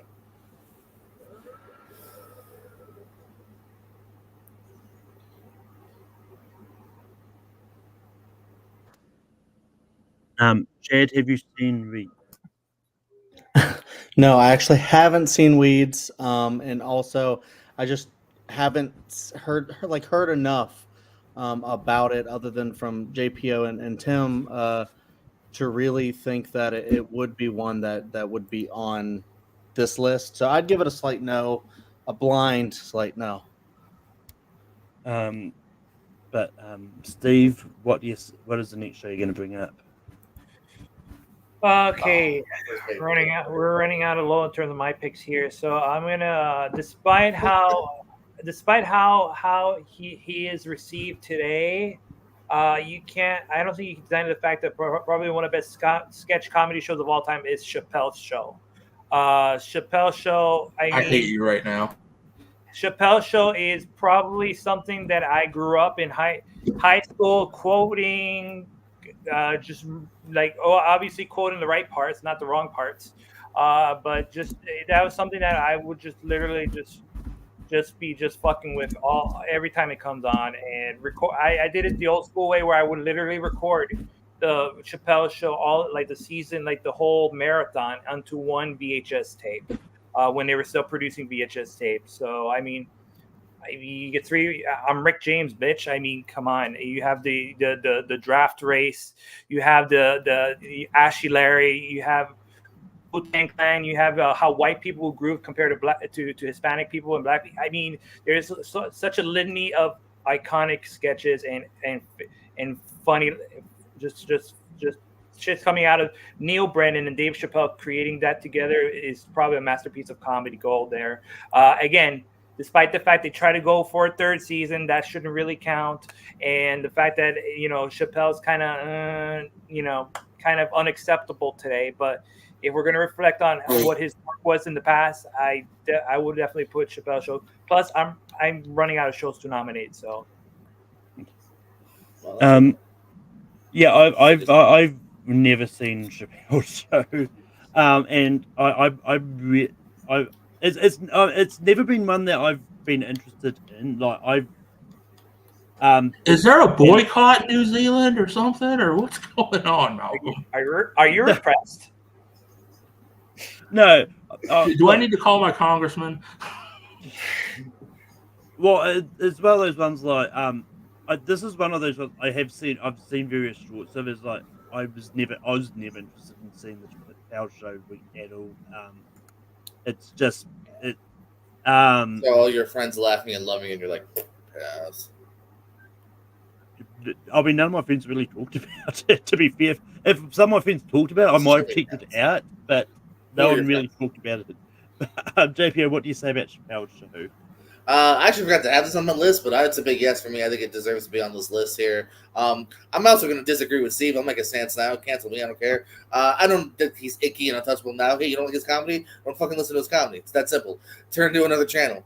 But yeah, the show stands the test of time. Season 1 and 2 are great here. Yeah, 3 is almost. You really actually legally shouldn't even count it because like Chappelle didn't want that shit to air. And it's actually not even that bad, too. There's some good stuff in 3, even if you want to go that far. But yeah, season 1 and 2, rewatchable, quoted daily by many people at the time. And yeah, I think, yeah, it's a gift, is what I'm getting at. Chad, what do you say about Chappelle's Show? Bitch, it'll get you drunk. Of course. I'm gonna say yes to Chappelle's Show. Like, if you were a comedy fan or just a guy in, I guess, America, and when I went to high school, everyone was quoting Chappelle's Show. Quoting "I want to pee on you," all that stuff. It's a song. It's not weird. It is weird. But also, I'll say I kind of agree with JPO. With Chappelle, but I understand where people are coming from too. That being said, I don't think it really sullies the name of Chappelle Show. It's not like we're talking about the Cosby Show here. Am I right? But Yeah, no. The dude didn't commit a crime. I don't Chappelle, find what he said super funny, but I'm not going to cancel him. yeah. Chappelle Show, I think, it was super ahead of its time. It did also, it kind of was. I mean, yeah, it's like super ahead of its time for what it was, like kind of changing the game in stand-up comedy. I don't think I'm weird to say that. And then, on our last list, we for TV comedy, we did Key and Peele, which is a great successor to Chappelle Show. And I think Chappelle Show was a little short-lived, but there's a reason why he was in such high demand. And then to return for all of his Netflix specials, he was like one of the biggest comedians of all time, not that long ago, and stuff. It's because of his work in Chappelle Show. It's not because of Half Baked or any of that other stuff he did, which is also really funny. But his comedy show was super amazing, and I can't think of anything else but great things to say about it. It rules. So yes. Tim, what do you say about Chappelle's Show? I only said Steve, fuck you, because this was literally my next pick. So fuck you for that. But this was a show that no matter if you were black, if you were white, Hispanic, whatever, everyone could find something in this show that they loved. I mean, Steve named off so many great skits from that show, and Chappelle really was not afraid to bring up anything in comedy, which is a hard thing with politically correct world that is trying to be shaped now. It's comedy always takes that hard back seat for it, but Chappelle brings it out. Anything could be added in comedy. Comedy is subjective. If you don't like it, turn my show off, turn my specials off. And I think he got better with his specials, but yeah, this would be a hell yes for Chappelle Show, and who cannot forget Ashy Larry, the greatest of all time in a dice game. Who could forget? Marky Prodigy. Don't tell my wife. I got the rent money. Ah, damn it. But yes, this would be a hell yes for me. This is one of the greatest comedy shows of all times. So yeah, I would put this on it definitely. Yeah. Chappelle Show is going to make the list. First one that's actually made the list in a while. With that, we've got 4 spots left. And it's on me. I don't know how this is going to go, but I'm going to bring up a show that is one of those ones that based on a certain documentary that's just recently come out. I don't know if I can ever watch again, but I'm going to bring it up because I still loved the show when I was younger. I'm bringing up the Amanda Show, and like, despite the horrible person that created it and all that stuff, I think the show itself was good. Well, it's one of those ones like going back to it now. It's going to be difficult, especially after this documentary. I still had a lot of enjoyment with this as a kid, and it's just one of those ones that I think I've still seen various clips. I still find it funny, even though it's one of those things that's like even though a lot of it's still really appropriate for kids to be doing and all that. But I'm going to see what this is one I don't care if it makes list or not. I just want to talk about it. JB, what do you say about the Amanda Show? Yeah, I mean, I enjoyed it when it was on the air at the time. I'm kind of in the right age frame for it. But yeah, I mean, as an old timer of this decade, no, there's better, funnier shows that I think we can still talk about. And yeah, because of recent stuff too, I kind of also don't really want to champion it on top of that. So it's a no for me. Chad, what do you say about the Amanda Show? This one's interesting. I mean, I also don't have a ton else on my list. You know, I want to peek at JPO's list at some point because apparently it's like a fuck ton. And Would you I like a want to DM? do some more research, I guess, because, you know, I threw out a lot of mine. They're getting shot down, which makes sense. I have weird taste. But the Amanda Show is also very weird taste, especially because we're like a bunch of adults, but we grew up with that show. Kind of. I mean, if you had Nickelodeon and you watched it, I don't know. It is weird. Like in the light of these times, you know, I understand it being like, you know, well, some of the writing and some of the behind the scenes was kind of weird, but honestly, we still have, you know, Amanda Bynes coming in and giving some great comedy, not just her, but all the other, like, you know, side cast. And unfortunately, Dan Schneider is in it, you know, which kind of brings it down a little bit. But I still do think it is a really funny kid show that I loved back in the day. Like I thought Amanda was hilarious, and just, you know, all of the bits. Yeah, they're kid bits. So if you go back and you watch all that, it's going to be very immature, silly humor because that's what kids like a lot of the times. And, you know, it's just super, super silly and maybe not even funny to you today, but maybe sometimes it is. And you're just like, you love the dancing lobsters and stuff like that. So, and it's a really funny sketch show too. A lot of the times, I love Block Bleaster and like thinking about that. So I don't know, man. I'm gonna give it a slight yes, just because of you know, I love Malcolm's like, you know what, fuck it, I'm gonna bring up Amanda Show. I don't care. And I want to see if maybe it will make it with my yes, because I think it's a really fun show. So yes, Tim, it's what do you say better, about much better. Tim? What do you say about the Amanda Show? Like, of all the Nickelodeon shows that they had, like I thought she fit better in when she was part of all that, because it kind of played with everyone's different comedy talents more than her having her own show. Like I thought Keenan and Kel was a far better comedy show than the Amanda Show. Yeah, I'd put it as a no, but that's just me. I just didn't find it that. I'd also vote for I Will. watched it as a kid because like I grew up around that time with all them shows, like all of that Keenan and Kel, Nickelodeon shows. I'm just like, you know, it was like, but yeah, but just for Chad's thing, I still have a shitload here to throw out there, but Yeah, I mean, it's one of those. Like, fairly enough, I've still got a lot that. yeah, Well. it's just one like, nah, I'd pass on it, but you know. And Steve, what do you say about the Amanda Show? No. And as I said, I don't care. This is one I don't care. Man, that's my own heart, Steve. But yeah, JP, what's the next show you're going to bring up? All right. Let's see here. I believe I just want to double check. Yibba dibba doo. Okay. What I want to talk about, you know, kind of before Ted Lasso and everything, where just about a guy trying to be a better human being. I want to talk about My Name Is Earl with Jason Lee. Again, I think it's a really kind of just beautiful, simple premise from the get-go. He's kind of a scumbag who, you know, lies, cheats, steals, all that stuff.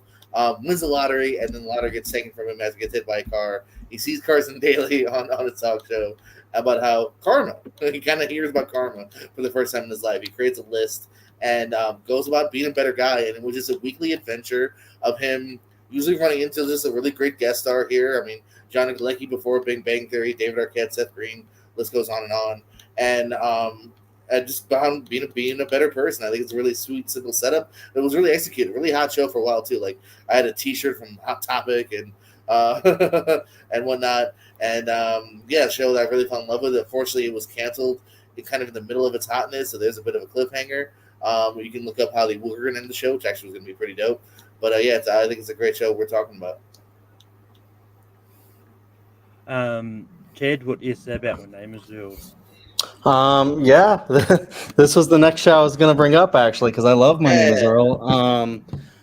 I don't know. Like I saw the premise of it. I thought it looked kind of silly, and then like I watched it, and then I just instantly became one I just love to watch. I think, yeah, Jason Lee as Earl is amazing. All the side characters are amazing in it, and just so funny. I love how it is kind of like maybe it's kind of like Trailer Park Boys in that way, where it's like that kind of like subclass of people, like people would sometimes dub white trash, which take it or leave it, whatever that is, rednecks or whatever. But I think these characters are so endearing in the show, and like JPO said, I love the fact that it is a guy who's just kind of weird. He's kind of like spent like his whole life being an asshole, and then just decided to turn it around just because he has a very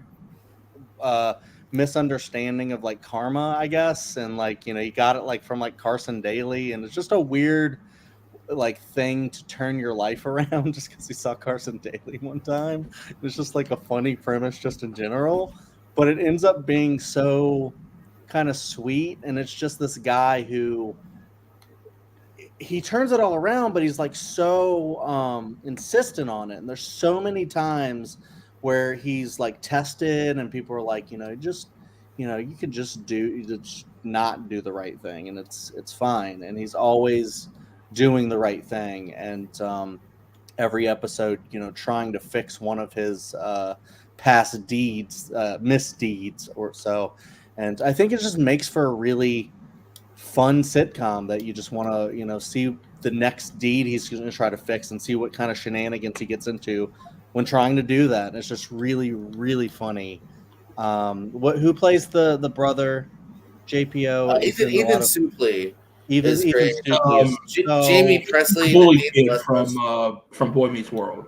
yeah, Ethan Suplee. yeah, he's so funny. I love, there's that one part like when they play, what is the song? There's a song that they play, and he goes, "Oh my God, no, you did not just start playing the song." No, he didn't. It's, Just a little rope. it's the best. Yeah, so I love that. By the show. way, Ethan yeah, Suplee is jacked like a fucking WWE wrestler right now. He can kill us all. yeah, I saw that. Yeah, that's crazy. But Tim, what do you say about My Name Is Earl? Yeah, it was one of those I had on the list of obvious shows. I figured it'd be brought up earlier, but I think a lot of us have been taking our shots with our own like certain taste shows. But I'm surprised it wasn't brought up earlier. Yeah, I loved My Name Is Earl when it was on. I did think it ended. I think it fell into that run of shows kind of ending too early before they should have, and a lot of networks do it. And I always do gravitate towards those.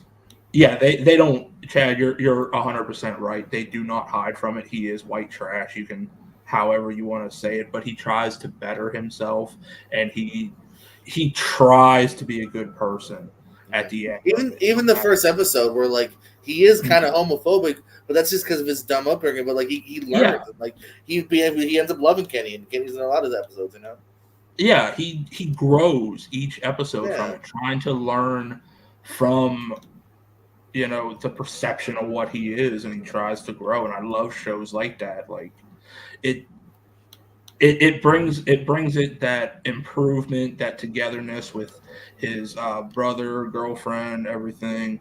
And yeah, I'd put it up on there. I'm surprised it wasn't mentioned sooner, but yeah, I would put it up on there. Steve, what do you say about My Name Is Earl? I'm going to say yes. Guess what? I've actually seen a show someone else has brought up. Hey. But I also don't like My Name Is Earl. God damn it! I just What do you like, Malcolm? I've been bringing up shows I like. Everyone's been shooting them down.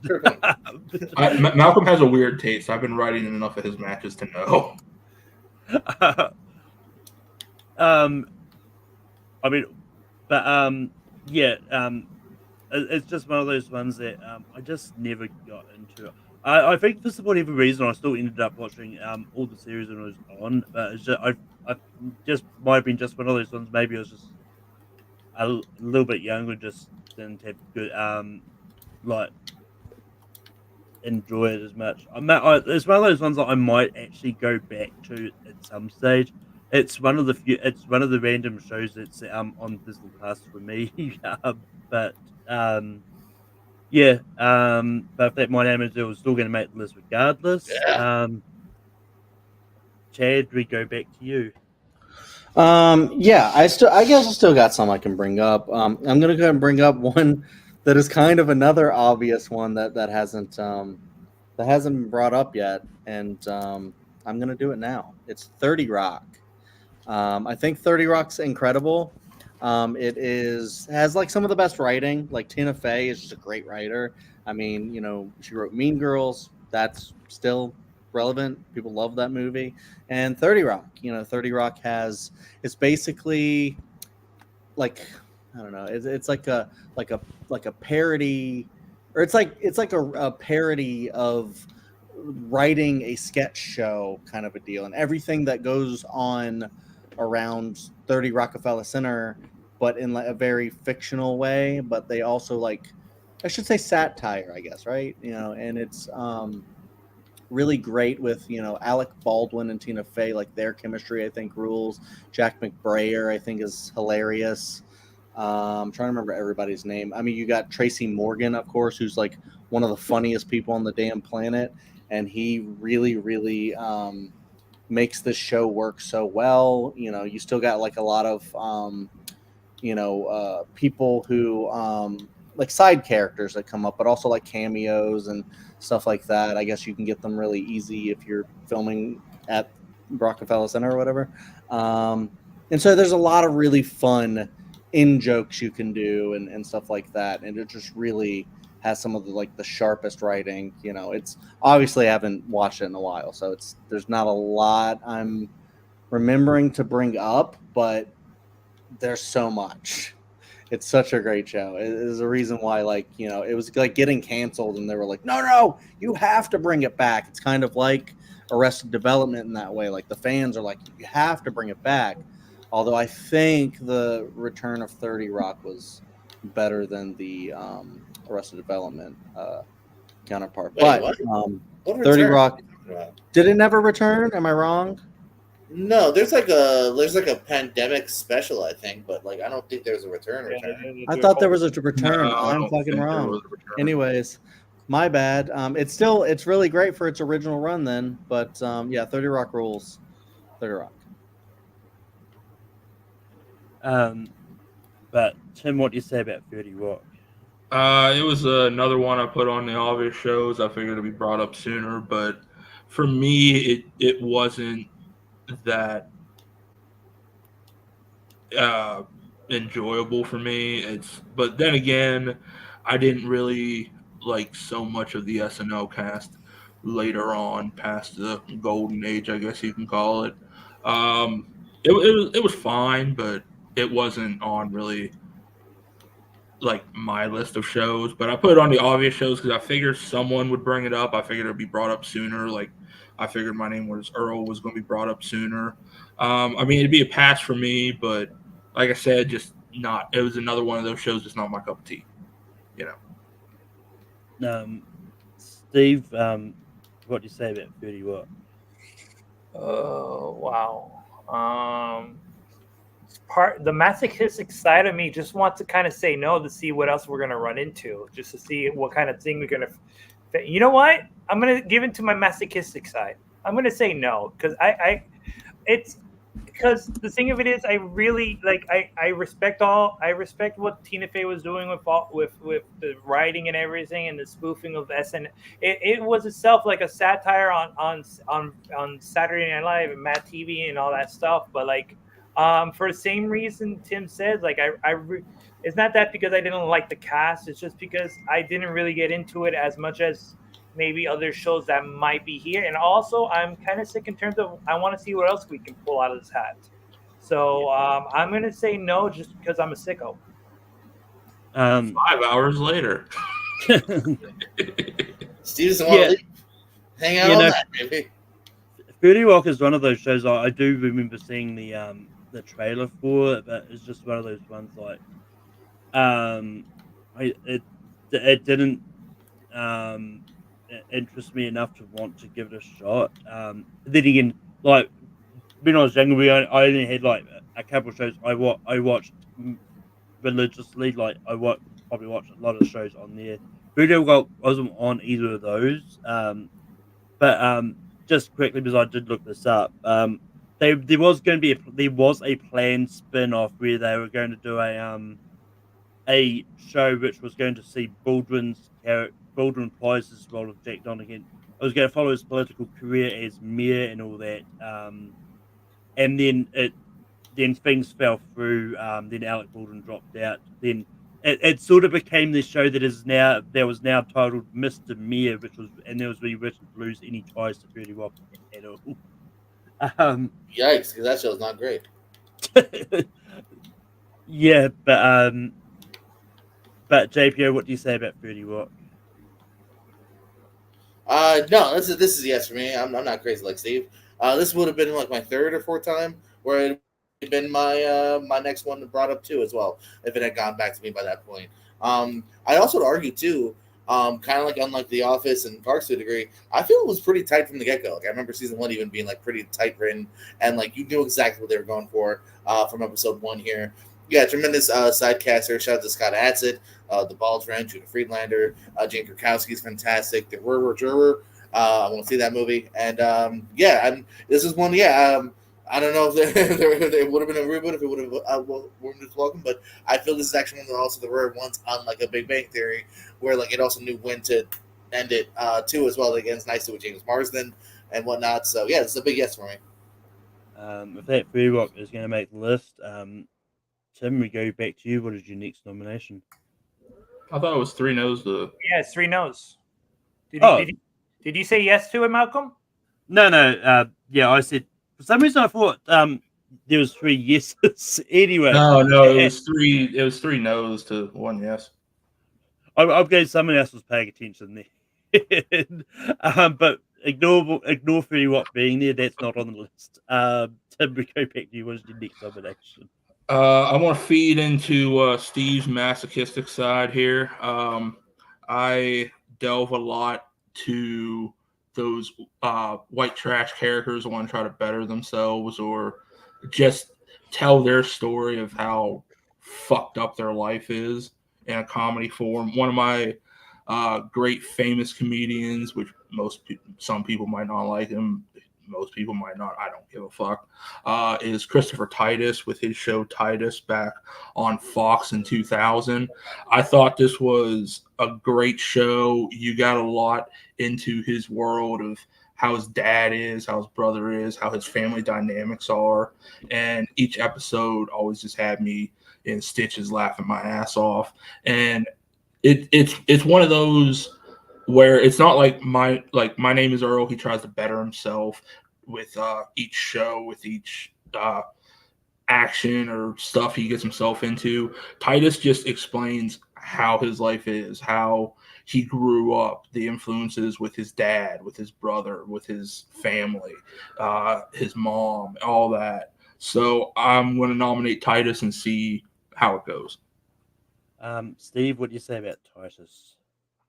Tim, I love what you're thinking, and my friend, and I'm going to say Titus, yes, because I remember watching that fucking show on Fox, and that definitely hit a funny spot. That actually hit a funny spot in my high school days. So like that was something that his like the mean streak that he has against everybody is just fucking lashing out on everybody, and just the black and white in between stuff to reflect his inner mind. I'm gonna say yes because like I remember watching that show and I totally forgot that's part of 2000s. It's like probably like on a list where you can't even find the show. You gotta find it. You gotta get a DVD copy of Amazon. It's not even streaming anymore. Yeah, it's hard to get. But yes, I'm gonna, because they made me familiar with Zach Ward, who played the bully from Christmas Story, and I thought he was actually quite funny in this one, and also a little thing for Cynthia Watros. I had a little thing for her, a little bit. So yes, I'm gonna go for yes for Titus. Yeah, I don't know if I actually know what the show is. I know I've not seen it. But it's also one of those ones I've never actually heard of. And, and it sounds like it sounds like it's one of those ones. If I'd heard of it, maybe I might have checked it out because it sounds interesting. But it's just one that definitely never came across. That yeah. JPO. I don't know if you're still here. Have you seen Titus? But Chad, what do you say about Titus? We'll go back to JPO when he gets back. For sure. Yeah, honestly, Malcolm, I think it's kind of one of those things where it was a short-lived show that was funny and was good, but like it didn't like stand any test of time where like people are still kind of talking about it today. But I do still like, get the love for it. I do remember the show, and I did think it was funny. It kind of filled then a lot of the things that like Bill Burr is doing now with a lot of his shows, and like my dad's kind of weird. Here's how weird my dad is, and the messed up things he says and stuff like that. It's kind of like I feel like that kind of show. And that's not a negative. That's not what I'm saying. But it's one of those where I remember it being funny, but I don't remember like too much about it. And I don't know. I don't remember enough to be like, I think that's a gem. So I'll give it a slight no, even though I do remember liking it. JPO, have you seen a show Titus? Yeah, no, I have. I'm pretty much in the same vein as Chad here. I do remember liking it, but it has been a minute. It wasn't on my list. I like it, but I still feel if I had to see the more recent, I think it still fall slightly outside of my list here. And also, just to since you voted no for 30 Rocks, I'd vote for Steve. Screw you. Yeah. More spiteful for Tim, my friend. That's for him, not me. Yeah. Hey, you're What comes anarchy around over here. comes Anarchy. I mean, Tim's probably said Anarchy no to to one of Titus. JPO's shows at least once a day. So I mean, it's pretty much TV is my life more than movies. So I mean, yeah. come on. But Steve, was the next show you're going to bring up? I like to talk about a little show that I was, we were talking about the Fox lineup, and I thought 2001 Fox lineup had a pretty good lineup in my opinion, and one of the best additions to that lineup was the Bernie Mac show. I think the Bernie Mac show is probably it's fun because I'm a big fan of Bernie Mac stand up, so like that's where my whole introduction to Bernie Mac show came in, because I was watching his stand up in Def Comedy Jam. I was watching his stand up in the original Kings of Comedy, and then when they said they were going to have a sitcom of him doing it, and I was all in, and he, it's I appreciate it. I love it. I love when he's America. It just talks to America as a whole and what he's going through and what his frame of mind is, and sometimes how he kind of wants to, just kind of kill these kids a little bit. And we got to get, a little shout out there. We had Triple H make an appearance in the Bernie Mac show, so just want to put that pin in there. Quit trying to entice me, Steve. Right there, right that pin, right? Boom. The rest. I remember Jordan takes his phone number, calls him. I remember the episode. There you go, and that's why I picked the Bernie Mac show. Yeah, I remember seeing like one or two episodes of this. It was it was fine. Like it's one of those ones like I liked enough to give it a few episodes, but it's just one of those ones that never grabbed on me, and I've never really felt the need to go back. But one of these days I might go back and watch from the start and see if I like it more. If it's just that type of humor was something that I didn't get when I was younger, but I'll get now that I'm a little bit older. But I'm going to play into Steve's message. Just excited to go no. JPO, what do you say about the Bernie Mac show? I'm sorry, Uncle Bernie. I love you, but again, it's in my 20, but it's not in my 12. There's still other ones I have higher than Uncle Bernie. There's another one that I like, but don't love, don't rewatch a lot. Again, I can kind of see a few and then kind of want to move on. So I like it, but again, it's like no. Chad, what do you say about the Bernie Mac show? Yeah, I'm kind of on the same page as JPO, where I respect the hell out of Bernie Mac. You know, I like a lot of his comedy. I like his appearances in movies and stuff like that, like Bad Santa and stuff like that. But you know, rest in peace, of course. But I never really got into the Bernie Mac show. I remember seeing it when it was on, and I remember liking some of it, but I don't know. I don't think I just like the style of it really. And like Bernie's comedy doesn't always, you know, like make me like laugh out loud. So I don't know. It's probably just a personal taste thing here because I do that show was really popular. But I'll go a slight no. Um, Tim, what do you say about the Bernie Mac show? To give Steve one friend here, I would have said yes. I think out of following the original Kings of Comedy, I thought he had one of the better shows compared to the rest that had their own TV shows. I loved the Bernie Mac show when it was on. It was one of those I never thought to add to the list, but there were so many. Of course, I was going to miss a few, but yeah, I would have said yes to the Bernie Mac show making it. Yeah, yeah. And especially for comedy TV shows, I'd argue 2000s is definitely one of those stacked years where there's a lot of good stuff out there. Well, I mean, just TV in general. Oh yeah, There's so much out there to go from. Not everyone is going to know everything to add it on there, and oh yeah, it's how it is with TV shows. yeah.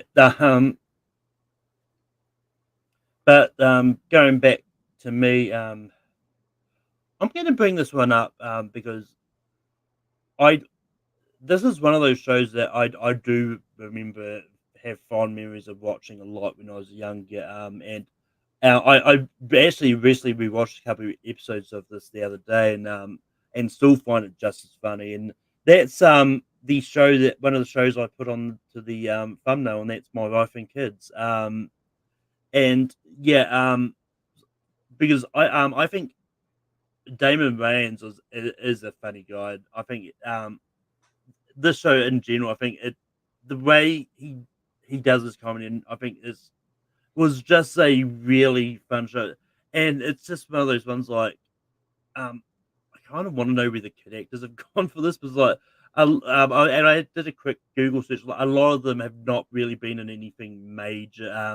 I think one of the original actress that played Claire on the shows is now in that TV show based on the Lincoln Lawyer or something like that.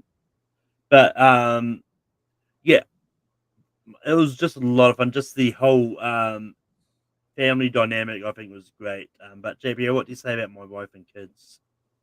Another one I like, but it's in my top 30s. It's not even a super honorable mention for me here, so it's a no for me. Chad, what do you say about My Wife and Kids? I'd actually give a slight yes to My Wife and Kids, to be honest, just because from what I remember, like this isn't one that I watched like from beginning to end, but it was like a sitcom. I remember watching a lot of episodes, and I've always been like a big Damon Wayans fan. I just think he's so funny. I love like Major Payne and, you know, just like all of his comedy. And I think he's just really, really funny in it. I remember the family being funny. Like one specific joke I always remember. It's like I think they were playing like a newlywed, not a newlywed game, but like a marriage. How well do you know your spouse? And it was one of the questions was like, what is your spouse's dress size or pant size or something? And he said 6. And then he could have ended there and it was fine. Everyone's happy. His wife was happy. And then he went 16. And it was just really funny because, you know, of course that's really big. Yeah, so that's one example of a joke I really remember that I thought was so funny. And I think the whole show is kind of like that. It's actually Malcolm bringing it up makes me want to, because it's on Netflix right now. I kind of want to go just watch it right now. It's one of those shows. So I'll give it a slight yes because I'm not sure how popular it's going to be with other people. So sure. Tim, what do you say about My Wife and Kids? It was one of those I remember watching. I gave it a few episodes. I was like, it's whatever. Wasn't really for me. I never really gravitated towards it. I do agree with Chad. You know, the Wayne's family has very talented members in that family. Very funny, very comedic members. I just didn't get that same feel with this show with that, but yeah, I'd give it a no, but that's just me with it. Steve, it comes down to you. What do you say about More Orphan Kids? I'm gonna say yes because I enjoyed the hell out of it when it was airing on ABC, and I watched it with my family. But with that, More Orphan Kids is going to make the list, and we now officially have 10 shows on there because we didn't make it. But JPO, we go back to you. What is your next nomination? All right, let me take a look here. All right, my next stop. We'll see where it goes. It actually was brought up already because it's not the other Office, but it is Ricky Gervais. I love the hell out of Extras on HBO here. He's a struggling actor, at least at the beginning of the show here, trying to move from an extra to an actual like prominent role in the series. You mentioned Ben Stiller, and again Ben Stiller playing himself here. Tremendously funny. Patrick Stewart. Ben Stiller, I'm sorry, Ben Stiller again. Daniel Radcliffe and Kate Winslet, who makes a really funny joke about how, yeah, she's been nominated, but she's gonna have to, probably star in something about the Holocaust before she finally wins that Oscar. And then a few years later, she stars in a movie about the Holocaust and wins an Oscar. So fucking ridiculous. Roast. Boom, roasted. But yeah, no, I thought this was again just very smartly ran, very funny. 3 tight, short seasons. They know when to get in, when to get out. Holiday special, and it's all great stuff. Extras. Chad, what do you say about Extras?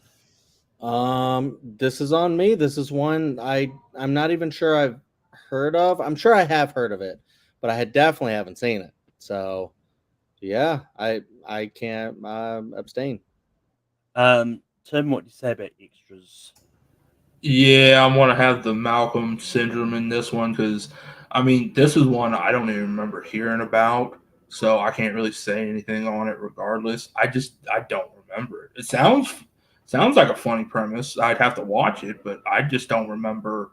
I just don't remember it honestly with all the HBO. Yeah, check it out. I stuff. want to say like 6 episodes, 10 tops. Like, yeah, you can get through it pretty quickly. Yeah, I just didn't. I just never heard of it. So. Each season is 6 or 10. Yeah, I just never Like heard of 15 it. or something. Yeah, I'll have to check it out, but I can't really, talk about it regardless. I just haven't checked it out. Steve, what do you say about Extras? I'm saying yes to Extra because I do remember watching it, and I watched the whole 2 seasons. What 3 seasons? Somewhat 2.5 seasons. I believe 3 with the special. Well, yes, 3 with the special if you count. I guess the special counts as the 3rd season. I guess. No, it was tremendously funny, and Ricky Gervais, I definitely deserved that Emmy for that for winning because he was really supported, and it's funny just because it's funny because it takes you take some of these self-deprecating, some of these actors that you think that take themselves too serious, and I think this was where Patrick Stewart started becoming more funny when he started appearing in Extras and other stuff, and then you see him in like cartoons and Ted and doing the American Dad stuff. So you got to give us a little credit to Ricky Gervais for making kind of Patrick Stewart funny, even though I'm pretty sure Patrick Stewart himself can be funny for himself. Ian McKellen, again with Kate Winslet making that joke that became actually true. But yes, I'm going to say yes to Extras. And yeah, I've actually seen Extras. I really love it. I really love Extras. It's definitely my favorite Ricky Gervais show he's done. And it's going to be a yes. And yeah, it's just one of those ones that that a lot of the British shows definitely came on a lot of times over here. And Extras is just one of those ones. I think I wasn't too sure about if I was going to like when I've there just because I wasn't a big I've never been a big fan of Ricky Gervais, but this is probably the one thing I like that he's been in, so I'm going to go yes for Extras. With that, we got one spot left. Chad, we go to you for your next nomination. Oh, let me pull this up just to verify. Yeah, I think it does count. I think it does. Cheers. Yeah, I'm bringing up Cheers. No. Fuck this. Did you say how many? You said it could come out in 1999. Towards like Well, the at later least- part, I think you said, Malcolm. The later part, yeah. Okay, then this wouldn't count. All right, so then I won't bring this up.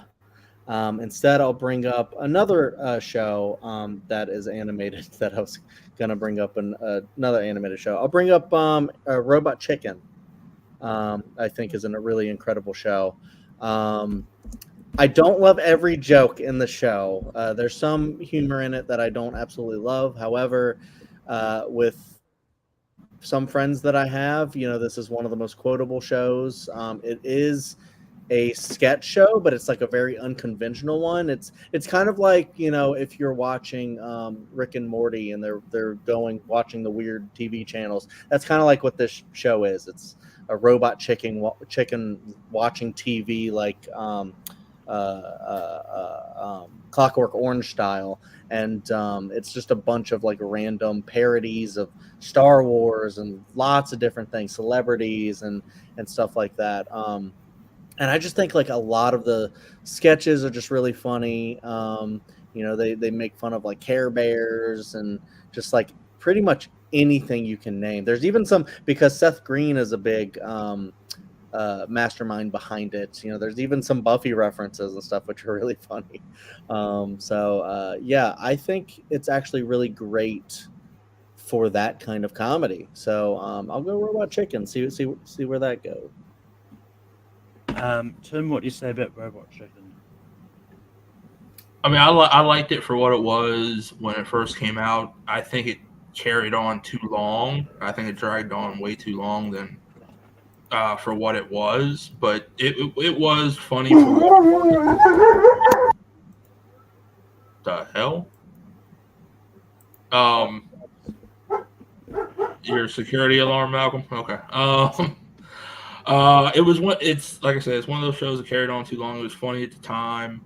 I kind of want to see what goes, kind of feed into Steve's sadistic side and keep going. But I mean, for me, it'd probably be a slight no, because I think it was funny for what it was, but it's not rewatchable for me, or like I'd want to go back to touch on it. For me, that's just Steve, what do you say about Robot Chicken? I'm gonna say a hell yeah, Chad. Yeah, Robot Chicken should definitely be on that, because it has so much like random like sketches, shows that happen. Like my favorite is the one with the gummy bear running la tra la la, just on the bear trap and just cussing a fucking storm out. That shit, I play that. So I do that for my leave a message on the cell phone. I play that back, so and just leave a message at the beep, and it's like beep beep beep beep beep, and basically from that. Also, when you have several wrestlers make an appearance on Robot Chicken, that's going to score brownie points, right? Am I right, Jordan? Boom, there you go. Hogan's Heroes, Hulk Hogan's Heroes, and then you have Roddy Piper beating the shit out of a Nazi. I mean, what's more to ask about that? So yeah, Iron Sheik made an appearance. Macho Man, but not Macho Man. Oh no, I think it was Macho Man actually. Was it? Maybe. I'm not sure. But yeah, wrestlers. Robot Chicken, yay. I've seen sort of bits and pieces of Robot Chicken, but what I've seen, I actually really do like. So I'll give this a slight yes. Yeah. JPO, what do you say about Robot Chicken? I would have said a slight no. I do like it though, so I'm happy with it being here. But with that will close out the list. Just double check. Yep. that does close out the list. But Tim, did you have any honorable mentions? Yeah, I'll go down the list real quick. Obvious show mentions. I'm surprised no one mentioned. There was American Dad, Aqua Teen Hunger Force, The Boondocks, Dilbert, Drawn Together, Hey Arnold, Eight Simple Rules. I'm surprised you didn't say Flight of the Concord, Malcolm. Greek, Grounded for Life, Son of the Beach, Jackass, Fat Actress, which was a Kirstie Alley Showtime thing. George Lopez is going to be my next throw out there. Trey and Matt Parker's that's my Bush little spinoff, trying to go outside of South Park of animation. I was going to put Entourage, Yesteryear, and Wild Now. Steve, what are some honorable mentions that you had? I had 2 left on the list. I had Reno 911, and I had I deleted it. And I had Chuck and Reno 911. Those are probably the 2s I would have gone with, but I'm pretty much happy despite how long it took us to get here. So I'm pretty much happy what we got. Yeah, and I didn't bring up Flies of Concourse because I just simply haven't seen it. But shows that that I would have brought up.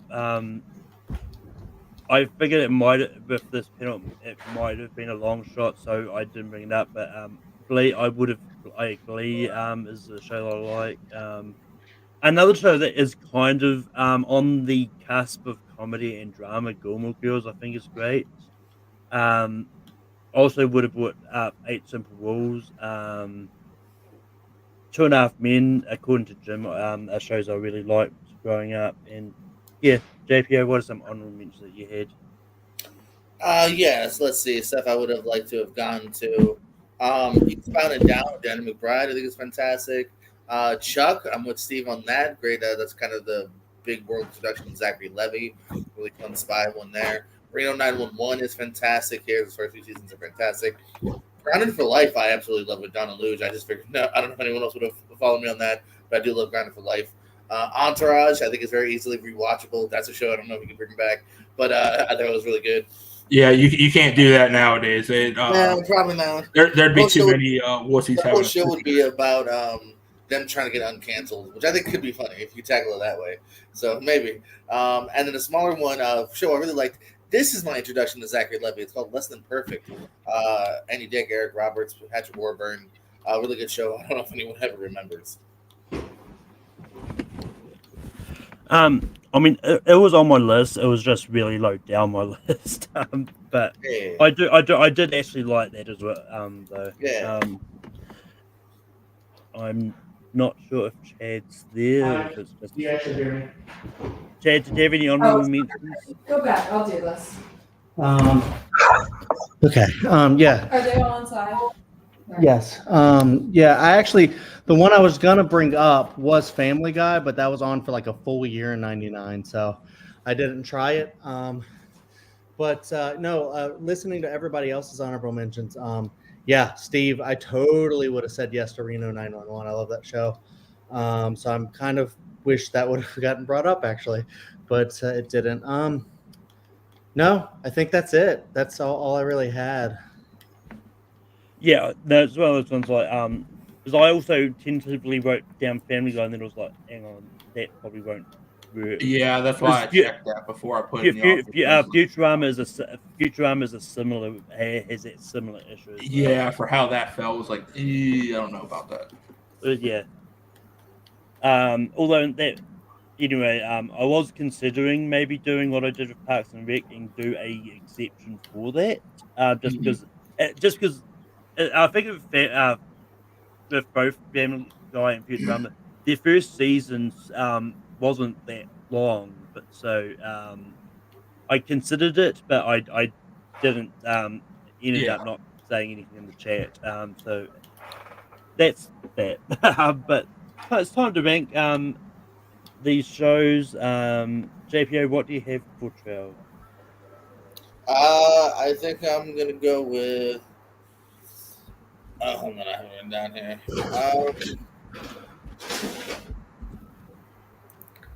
Oh, Robot Chicken. Chad, what do you have for 12? Yeah, I just I'll go with the one I haven't seen because this is a stacked list. I'll go with extras. Tim, what do you have for 12? I went with my wife and kids. Steve, what do you have for 12? The Big Bang Theory. Got a 5-way tie. Got because I put my name Can I as change Earl. my vote? I forgot what the list was. I mean, if you want to change your vote, you can. Otherwise, Oh, we'll it's definitely my wife and kids then. Not mad at That that. means wife and kids is going to be at 12. What did Malcolm vote for?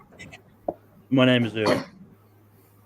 Of course you did. And that's I what mean, you're staying with look, for a while. it would have been it anyway because Leo probably would have broken the time for wife and kids anyway. But Chad, what do you have for 11? Yeah, I'll stick with extras for now. Tim, what do you have for 11? I was going to put extras next because that's just one I haven't seen. So Steve, what do you have for 11? My name is Earl. Also Fuck get you. through my name is Earl. You too. JPO. Robot Chicken. But JPO, there is a tie between extras and my name is Earl. What do you want for Extras. 11? Extras.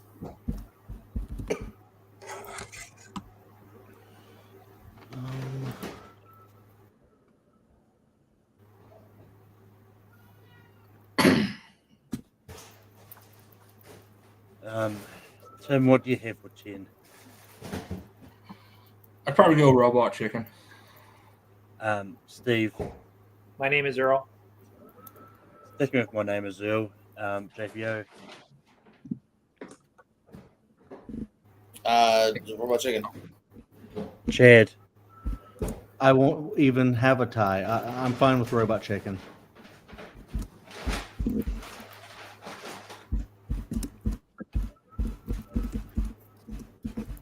Oh my god, this is such a good list.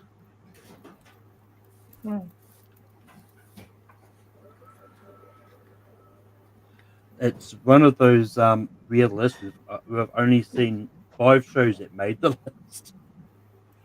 Steve, what do you have for number 9? My name is Earl. Sticking with my name is Earl. JPO. I'll go. My name is Earl. Chad. Shit, dude. Okay. I'll go Big Bang Theory. Tim. Yeah, I had my name is Earl. My name is Earl is going to be at 9.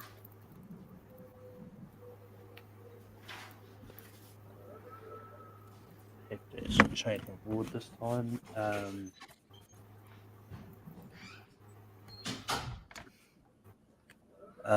I'm going to go the Chappelle Show. JPO, what do you have for 8?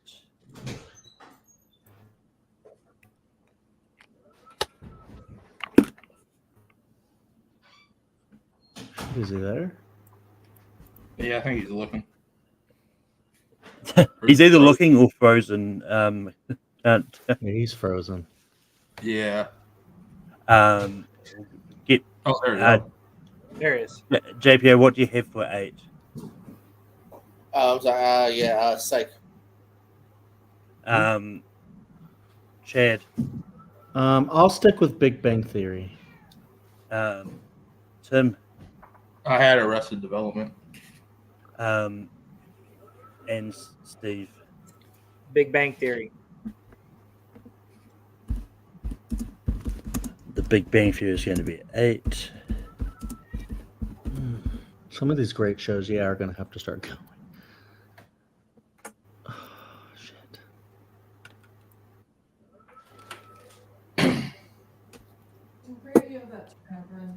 But JPO, what do you have for 7? Psych. Chad. Oh, this is tough. I can't go Psych this early personally. I'll go Chappelle Show. Tim. Psych. Steve. Chappelle's Show. And sticking with Chappelle's show, so it's going to be Chappelle's show at 7. 7. Okay.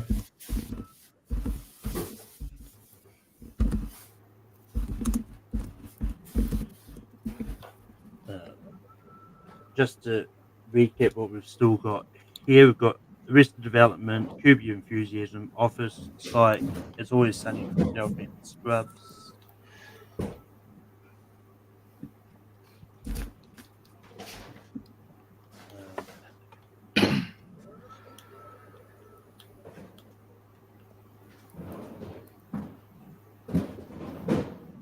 Chad, what do you have for 6?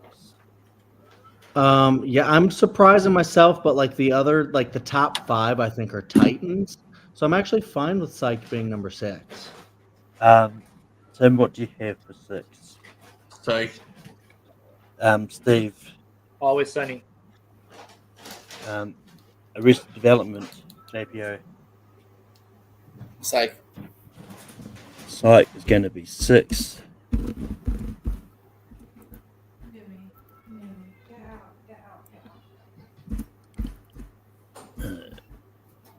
Tim, what do you have for 5? Arrested Development.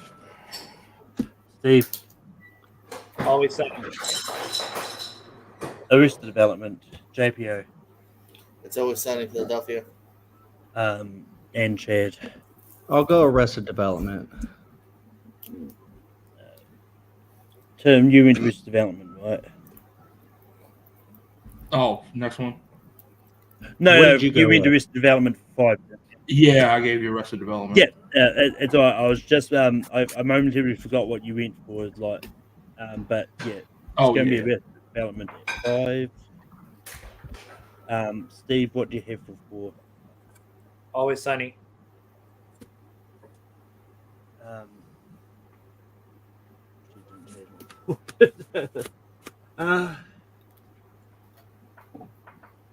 Yeah, I'm gonna go. It's Always Sunny.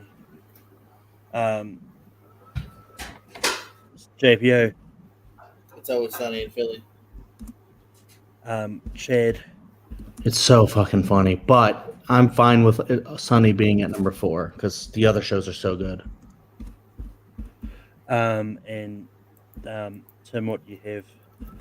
Sunny. It's Always Sunny in Philadelphia is going to be at 4. Go. 3.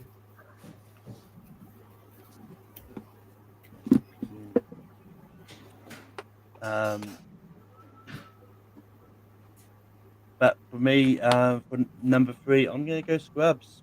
JPO. Curb Your Enthusiasm.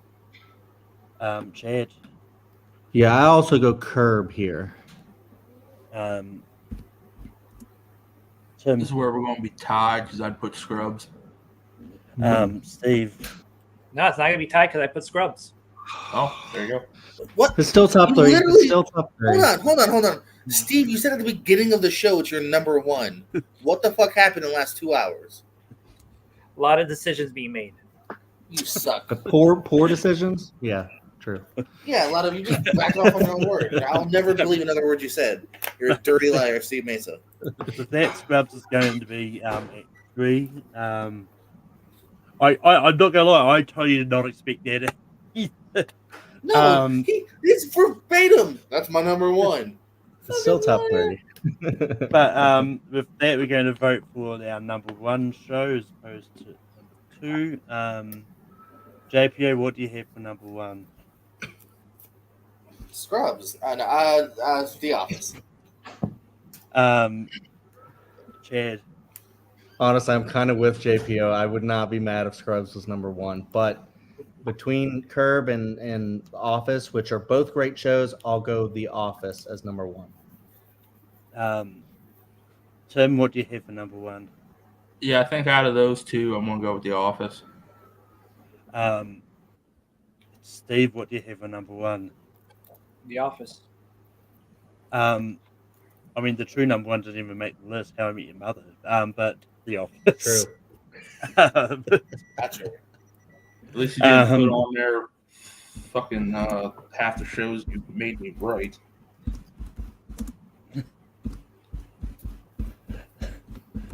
Once Upon a Goddamn Time.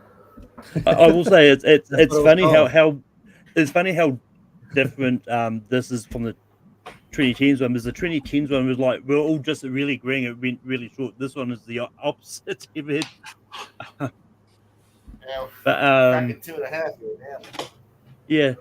But just really quickly, to recap the list, at 12 we got My Wife and Kids, at 11 we got Extras, at 10 we got Robot Chicken, at 9 we got My Name is Earl, at 8 we got The Big Bang Theory, at 7 we got Chappelle Show, at 6 we got Psych, at 5 we got Arrested Development, at 4 we've got It's Always Sunny in Philadelphia, at 3 we've got Steve's number one show Scrubs, at 2 we've got Curb Your Enthusiasm, and at number 1 we've got The Office.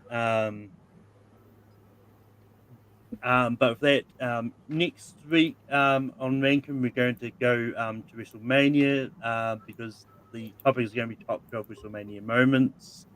I mean, the show won't be live on WrestleMania, unfortunately. Triple H wouldn't book us, but we'll be live on YouTube's. I'll talk to Paul. But JP, we can build on you. Pre-show for night one.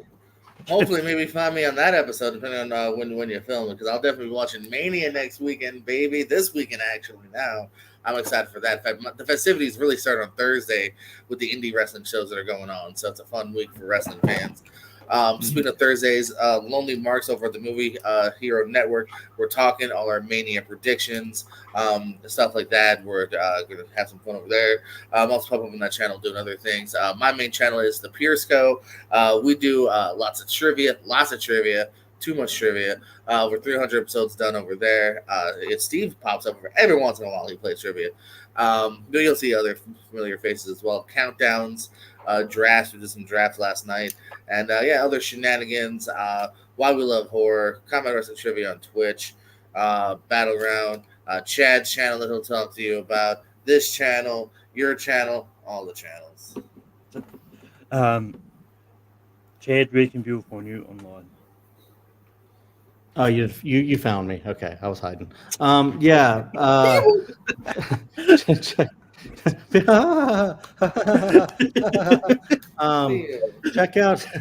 Check out some Chadwick Webb is my channel where we rank stuff, and we haven't done it in a while, but we're trying to get back into it. We're trying to get the channel is Chadwick Webb.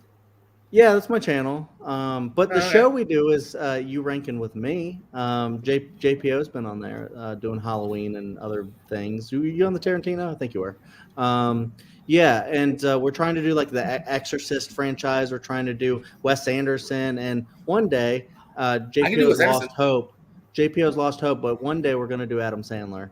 I look forward to all those things. You guys.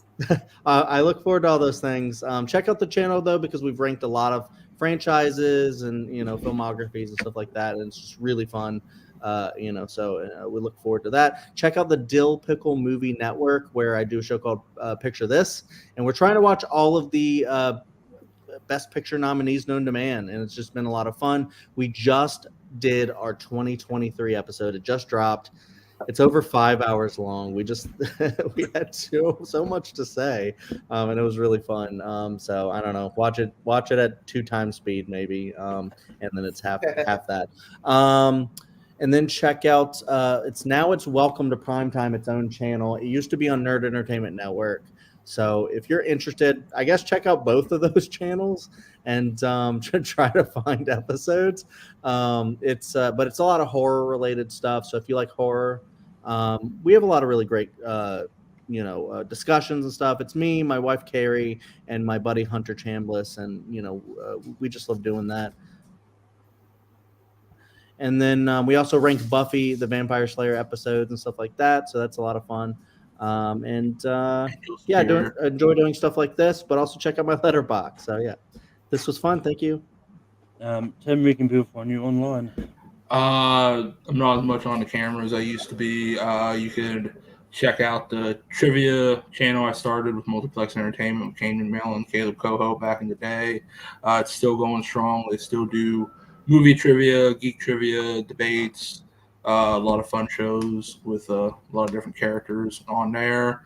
They're still going strong. I help out Malcolm with writing now with Full Metal over there, and anytime he needs me for one of these shows, I always help out for any specialties that I have for certain topics, and helping out Ryan Permison over in and I quote channel over on YouTube, Facebook, and all those, and his watch-alongs where we watch have movie anniversaries.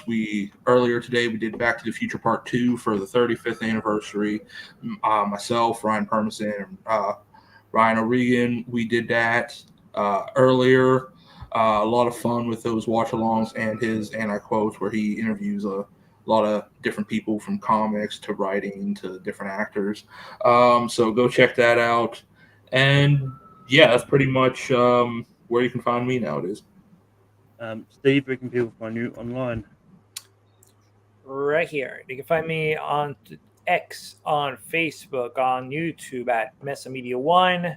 I'm not doing a lot in terms of the wrestling aspect. I've kind of sort of taking a break a little bit, but I will be going to the Miami Film Festival as a credential industry person. So I'm going to be trying to get my name out there, trying to see if I can get other people's name out there as well, and try to network with other people and see if I can land somewhat of a decent job in the industry if I can. So I'm just going to be scouting for jobs pretty much, and enjoying movies at the same time as well. So all that stuff you hear, you can follow me here on X, Facebook, Twitter. Excuse me, Twitter is X, LinkedIn, TikTok if it's still not banned. No, that's the other. No, MySpace. Good, yeah. Also MySpace as well. You can't find me on MySpace, but you can find me all around the spaces. I'm Take Three Productions, host of Income every week. Next week it will be on a Monday because I'm also going to be watching WrestleMania. But you can it also pop up from time to time on the Movie Hero Network. I'll be on tomorrow's episode. We were doing 64 great movies from great directors. And yeah, so I pop up every year. For Metal. Tomorrow there'll be the match between Richie Goodacre and Dan dropping. And it'll be a lot of fun. And yeah, so until next time, we'll see you next week and keep watching movies. Who's that Pokemon? It's Pikachu!